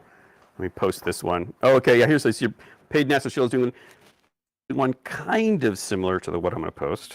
Which one? The one that he posted first? The one with like a circle, like a real circle. Yeah, okay. And the angle measured across from the circle. That's where he had the angle. So the one I posted, this is the one I actually put together for my seminar. And this actually, I don't know how well you can kind of make out all the stuff on it here. You can see that your viewing position that's on the surface of the sphere, the globe, and straight up above you is your zenith. The red line is you're viewing the direction that you're seeing a star. And you're reading an angle with your sextant, which is based on the visible horizon, the yellow line. You make some corrections that get you, same as if you were reading it from horizontal, which is the green line, the celestial horizon. But then you're subtracting from 90 to actually get that decline from the zenith. That's the 35 degrees. So that's the angle you actually want in celestial navigation, is that co-altitude angle, the decline from the zenith, which is the 35 degrees between the zenith and the red line, the angle to the reference star. So on the other side of that circle of equal altitude, would there be another angle of equal angle on the other side of the circle that's not if you had a spherical? If you had an observer that was on that blue line labeled circle of equal altitude, he was over on the other side, where he's measuring from. Now his down is going to be toward the center of that sphere. So his zenith is going to be a different line that's going off at a different angle off to the right of that thing. But from there, and so he's got a horizontal, his celestial horizon is going to be a different celestial horizon. It's going to be one that goes at an angle that's tangent there to that point that he's at. And so measured from that point, the angle that he's going to read to that same star that's the red light coming in is going to be the exact same angle that the person on the other side is reading. So therefore the angle at the center at 35 degrees will also be the same, and you could do that all the way round. Exactly that right. Circle, right? So the measured angle is 55 degrees. How do you draw that circle? Well, that's that demonstration I do with my video. Is once you know that you've got that 55 degrees, you subtract it from 90 to get 35 is that co-altitude angle. Well, you notice that is the same angle that you get from the center of the Earth, from your zenith where you're at, and that red line that's going up toward the star that goes through the center of the spherical cap, at 35 degrees. Because you know that's 35 degrees, you know there's an arc across the top of the spherical cap. How do you know that's 35 degrees? Because you've done the geometry of that, where you've got a right angle here between the zenith and your local celestial horizon, your local horizontal. But you've got there, right? It says angle to reference star. That's a different angle, isn't it? No, those lines are parallel, and that's one of the things that's inherent. Yeah, but that makes the angle different, surely. No, they're saying that's geometry. If you've got two parallel lines intersecting the same line, that zenith, and that's the same angle. It's got to be where the red line intersects the zenith up at the top of the sphere, and where it intersects it at the center of the sphere. Because that zenith is a straight line, and you've got two parallel lines intersecting it, those have to be the same. I think that's even I'm not sure if that's in the Euclidean rules, you but do that's definitely realise by rule. that, though, right? There's two positions for the light in the sky. It's actually only one, but it's parallel it's lines so far away. Parallel lines don't meet. So you've got two parallel lines there.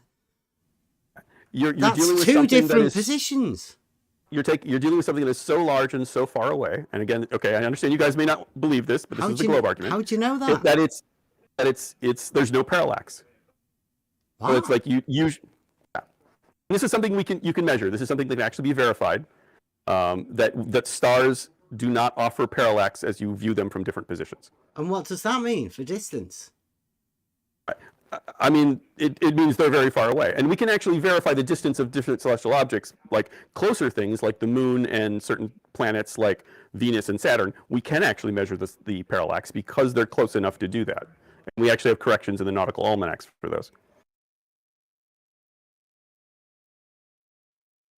The magic book. So there's a light in the sky that you can measure an angle to.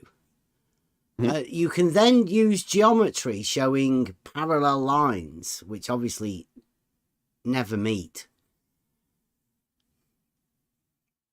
How do you know how far apart those parallel lines are? Well, again, that's because that's what we're finding. We don't know when we start. We're finding out how far apart they are based on that angle. We have that angle. We have a radius of our sphere. And based on that, we can use the arc length formula to calculate the distance of that arc. We get that 2,100 nautical miles by taking the degree, 35 degrees, and multiplying it by 60 nautical miles per degree. Did you say you have the radius of your sphere? Yes, that is a requirement. Is that like an actual radius? Or is it like the radius that you drew of the circle that you want to call a circle that isn't actually a circle because the relationship of pi didn't actually is that what you're talking about? Yeah, we have a diameter of the Earth, the radius of the Earth that we use, and it's actually used. That's why the nautical mile is what it is. It's set to be 1 arc minute of the circumference of the Earth. So 60 arc minutes per degree, 360 degrees around the entire circumference of the Earth. Therefore, Isn't that a measurement to the light in the sky, Polaris? A change of that of 1 degree when you travel 69 miles on land. I mean, either towards or away from it. That all comes basically from the diagram you're seeing right here. In that, no, the only reason it comes from an actual measurement of 69 miles, and then a measurement to the light in the sky from that position at each end of that 69 miles. That's where the 1 degree change over 69 miles actually comes from. You're right. It is observationally verified. It is things we have actually measured. Well, how do you relate that to a sphere? Because when you actually make enough measurements of all the various stars and where they appear at various times, it's a linear relationship, isn't it? You build up an image. It's a linear you move relationship. 69 miles either towards or away from this light in the sky, and it drops 1 degree. You then travel another 69 miles horizontally, I might add, and then you measure another angle, and you measure, and it changes by 1 degree. It's a linear relationship. Yeah, and with Polaris, that's very easy because Polaris always stays the same position in the sky. But the thing that you also need to realize is all the other stars are circling around Polaris and moving over this, appearing to move over the surface of the Earth. And they have what's called a ground position, in which there's always a point at which any given star will be above the surface, directly above the surface of the Earth. I don't know. Specific point on the Earth. That. I would never put a light in the sky on the Earth. That sounds ridiculous to me. Yeah, well, I mean, but it's a thing you can observe and verify yourself. If you look at the stars moving across the sky, you can observe them and see that they move in very predictable ways, in consistent motions, and at a given time, a specific star. There will be one spot on Earth where it will be directly overhead. It's what we call the ground position. It's a thing that's what the nautical almanacs are for, is to know what that position is at any given second over a course of a year. And when you collect up enough of that information, and you can say that, this particular position at this time is going to be right here, this star will now be directly overhead at this other position so many miles away at a certain number of hours or minutes later, we can calculate all that stuff. Those positions are basically the basis of the latitude-longitude system. They're all based on where those stars are moving. They move directly east-west. The ground positions move from east to west along the surface, following latitude positions. The rate at which they move, the speed at which they move over time, varies by the latitude, which is why the latitude line, why the longitude lines are different widths, why they get narrower toward the poles and at their widest at the equator. That's based on observed positions of the stars at specific times and how they're moving over time. That all paints a picture about the shape of the Earth. I thought that the longitude was just time. The time with longitude matters because those ground positions change with time. They're in motion. They're moving, and the speed at which they move varies with latitude. And so the distance that you see between longitudes is based on how fast those ground positions are moving over time. They're moving the fastest at the equator, move slower as you get farther away from the equator, until when you get to the pole, it's not moving at all, which is why Polaris always stays in the same place in the sky.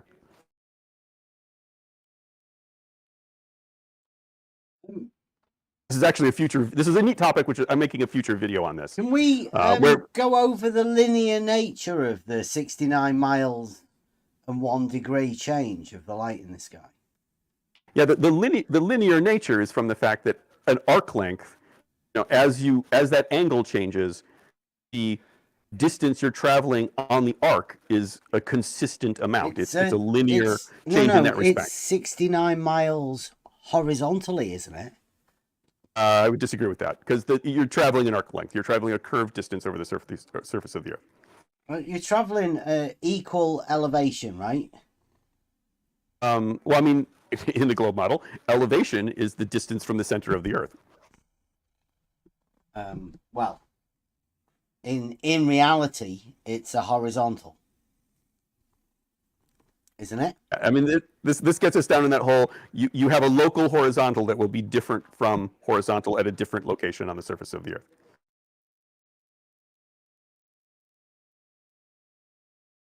And again, I'm not here to try and like convince you of all this stuff. I mean, I hope you're kind of understanding a little better how celestial navigation works based on this like diagram I posted. I'm actually gonna have to get going here. I think my I'm family's gonna have dinner struggling how soon. you measure an angle. Yeah. I absolutely will come back at some point and like maybe go over some of this a little more. We'll go over some of the Euclidean geometry. Sure. Yeah. Okay. I really appreciate this conversation. You guys are way better to talk to than the Flat Earth debate panel. You guys are much more pleasant to talk to. Thank you very much, Protothat. I appreciate that. Yeah. As a member of both. Well, I like to say I think you're holding back because you don't want to help Nathan Oakley out with the angle problem that he has.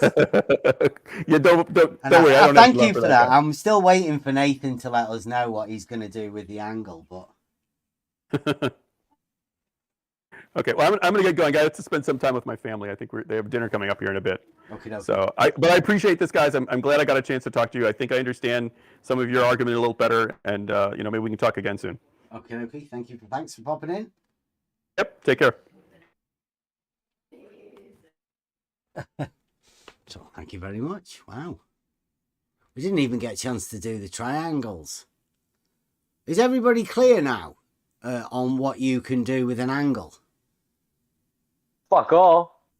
You can draw a circle on a ball, apparently. No, he used the compass for that. Yeah, I know. But yeah, the compass is based on a straight line distance. Like the distance between the 2 points of the compass is a straight line. Yeah, he said he was using it as a curve, an arc length, and he was making that the radius. Which I don't know. I would say that supports Blue Marble and his spherical pie. But then they try and relate it back to the circle, the actual circle, that chops the top of the ball off. See how they do that? Chop the ball in half? And the circle of equal altitude. Or just take the cap off, basically. Well, the circle of equal altitude would have a spherical cap. It would be exactly the same as the thing he drew that he was pretending was a circle, that actually wasn't a circle. The horizontals would intersect at a certain point, and that point would be the bit where he put his fucking compass on a ball. On a ball, that's right. As far as I can see, they've got a confusion of what a circle is and what a straight line is. It's still not gone. They're still utterly confused in my mind.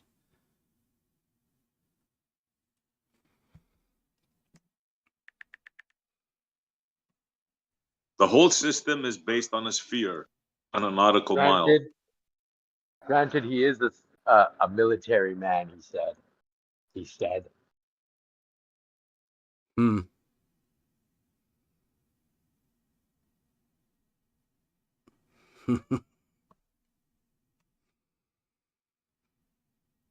I've become less and less trusting of what people say as I've been around here.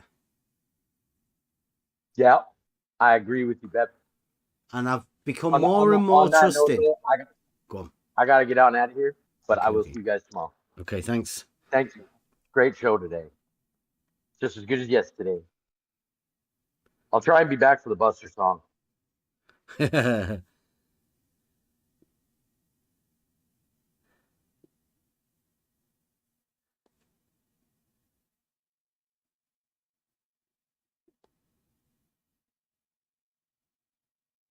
So that sounded like a solid flat earth argument, no? Well, I like the confusion of the angle and the equal angle of equal altitude. I'm pretty certain that there's a massive confusion going on.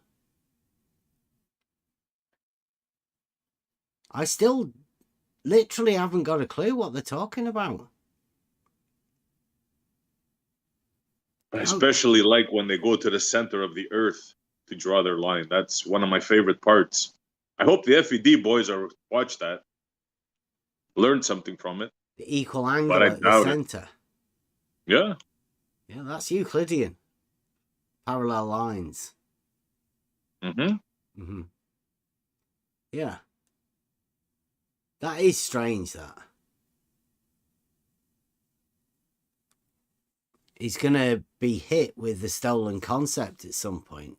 Nobody's allowed him to make the connection of what's coming. But no doubt, they have a lot of paralogism advisors out there.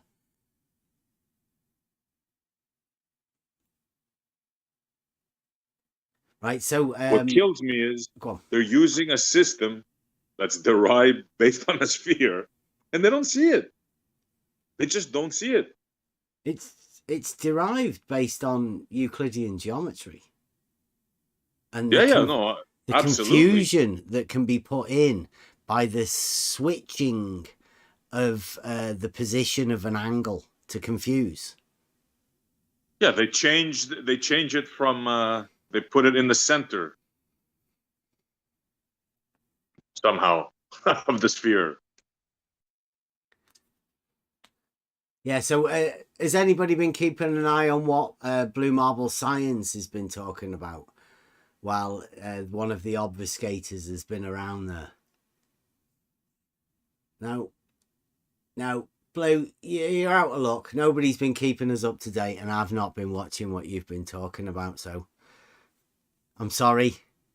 If you've attempted slurs or whatever about people's intelligence, I've missed them all. It's a shame. Any proof that vertical isn't perpendicular to horizontal, Blue? The old horizontal Wally, AB, horizontal with a perpendicular at A and a perpendicular at B. No? No. Well, that's fascinating.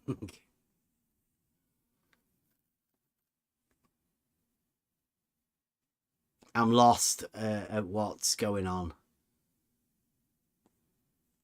Yeah, I didn't see his nonsense page, so I don't know. I wonder if Blue has done any celestial navigation.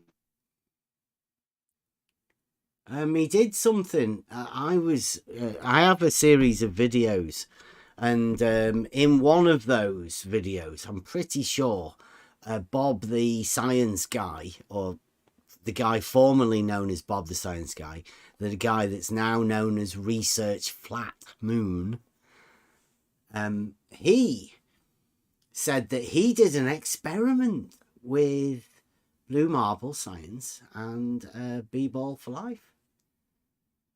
What kind of experiment? Something to do with the verticals, I think. You'll have to correct us, Blue. What? I can't remember. I'll try and dig it out of one of the videos that I have.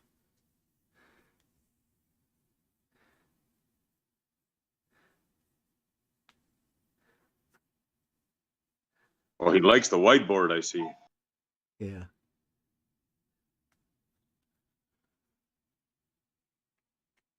The linear change is the straight line, right? It's a 1 degree change as you move horizontally along a straight line.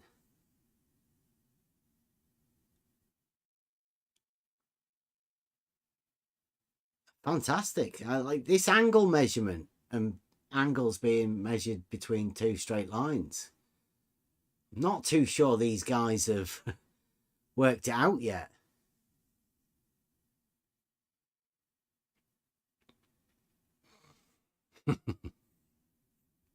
Thanks, Paige. Anytime.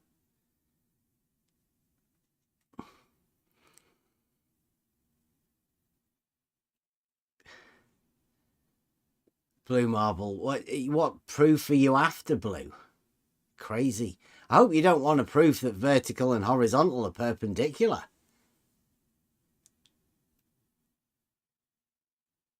Right.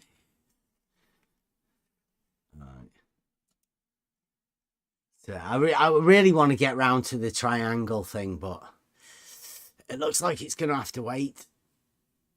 We'll go round to doing some proofs, Blue. We'll try and teach people about Euclidean geometry and what we call the triangle axiom. I'm trying to work a way to run it with this sort of stuff. Just take note of Starkodder and his triangle thing. Logical statement.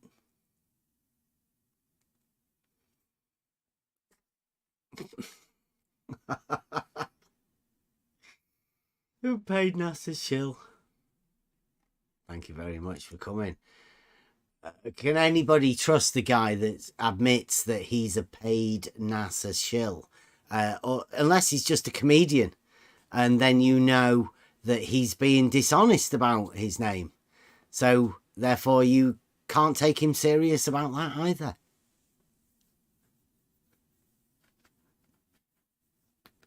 Either way, untrustworthy person.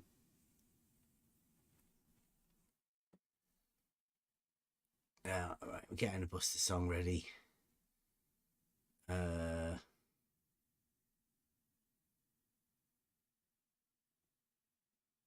got a 3, 4, and 5-sided square. It's been a while since we did that. I think you don't understand. I'm going to have a go at doing the fools. I was going to get another one of Blue Genius's statements. 3, 4, 5-sided squares. Wow, Blue. Keep it up, buddy. Okay, thanks for joining us. I could say these ones from now on, they could go anywhere, these shows. We get people coming in talking about geometric facts and what they understand about their stuff. We had I don't know, claim to be teacher of celestial navigation. I was of the understanding that a circle of equal altitude meant that all points on the circle were of an equal altitude, but apparently not. It's relating to angles. Hopefully we'll get to see what the equal angle altitude angles look like on the circle. I'd be keen to know that. Okay, Buster's going to sing us out. Thanks for joining us. Thanks for watching. We do our best. See you Free for All Friday tomorrow. See you then. Hey, let me just hold on. Let me just stop you here before you go any further, guys. You know, you said about the 5-sided square. Just to clarify. So if you want to make a clarification now, because there are people in the chat that will probably jump all over that and try to make some kind of stupid video, retarded video about it. So I'm a 5-sided square earther. You know, in order to clarify what you've just said, then, you know, you might just need to back that up somehow. Yeah, no problem. So the 5-sided square is possible on a shape that... A square on the surface of a sphere could have 3 sides, 5-sided square, 4 sides, or 5 sides. It probably has a more technical name for it, but 5-sided square appears as though it's almost like a square or a solid square. A square. 5-sided square. Just a square. 5-sided square. I got your numbers right here. 5-sided square. It's just as easy as 1, 2, 3. 5-sided square. You have to open your mind. 3 sides, 4 sides, or 5 sides. Imagination is all you need. 5-sided square. Don't take advice from fools. 5-sided square. Everything that they say is in vain. You want to define a square is... Never take advice from fools. You can make a 5-sided square. Know what they do is in vain. before you go any further, guys. You know, you said about the five-sided square. Just to clarify, If you want to define a square as an object that has only 90-degree internal angle. Actually, slightly random point, but then if you're into math, there's a certain shape where you could make a five-sided square. Give us the definition then of a square. Five-sided square. Everything is relative to you. Between a solid square and a solid Absolutely. cube. Just have to say it. Generality. 4 sides or 5 sides. Just like those straight lines curving. You could make a five-sided square. Drive down the road, don't you ever swerve. five-sided square. I don't know. Five-sided square. It probably has a more technical. All of this goes. I'm a 5-sided square earther. Never take advice from fools. Five-sided square. Everything that they say is in vain. But you can make a five-sided square with 90 Never degrees. take advice from fools. 5-sided square earther. Everything that they do is in vain. 5-sided square earther. Did he say a five-sided square, question mark? Spherical axis, and that is a good way of working out that we do indeed live on a globe. Give us the definition of a square, please, people. Come on. It's a lot more complicated than spherical, Don't be stalling. Five-sided square. isn't it? Bill? I'm a 5-sided square earther. Five-sided square. I know the game that you're playing. It's a lot more complicated than spherical. I know exactly what's on your mind. Five-sided square. You got your playbook, it's alright. Five-sided square is Your possible. model dictates what you will find. Five-sided square. And I don't know. If you put a flat piece of paper, well, it wouldn't be flat, you'd have to bend it All obviously. of this goes. But you can make a five-sided square with 90 Take degrees. advice from fools. But you can make a five-sided square with 90 Everything that they degrees. say is in vain. Five-sided square. Never take advice from fools. We all know what they do is in vain. Five-sided square. Square in spherical geometry could have 3 sides, Five-sided square. 4 sides, or 5 sides. If you're into math, there's a certain shape Five-sided square. where you could make a five-sided square. Just give us the definition of a square in spherical geometry. Please. I don't think that. What's the point It's of that? really flat and level now. Five-sided square. Five-sided square.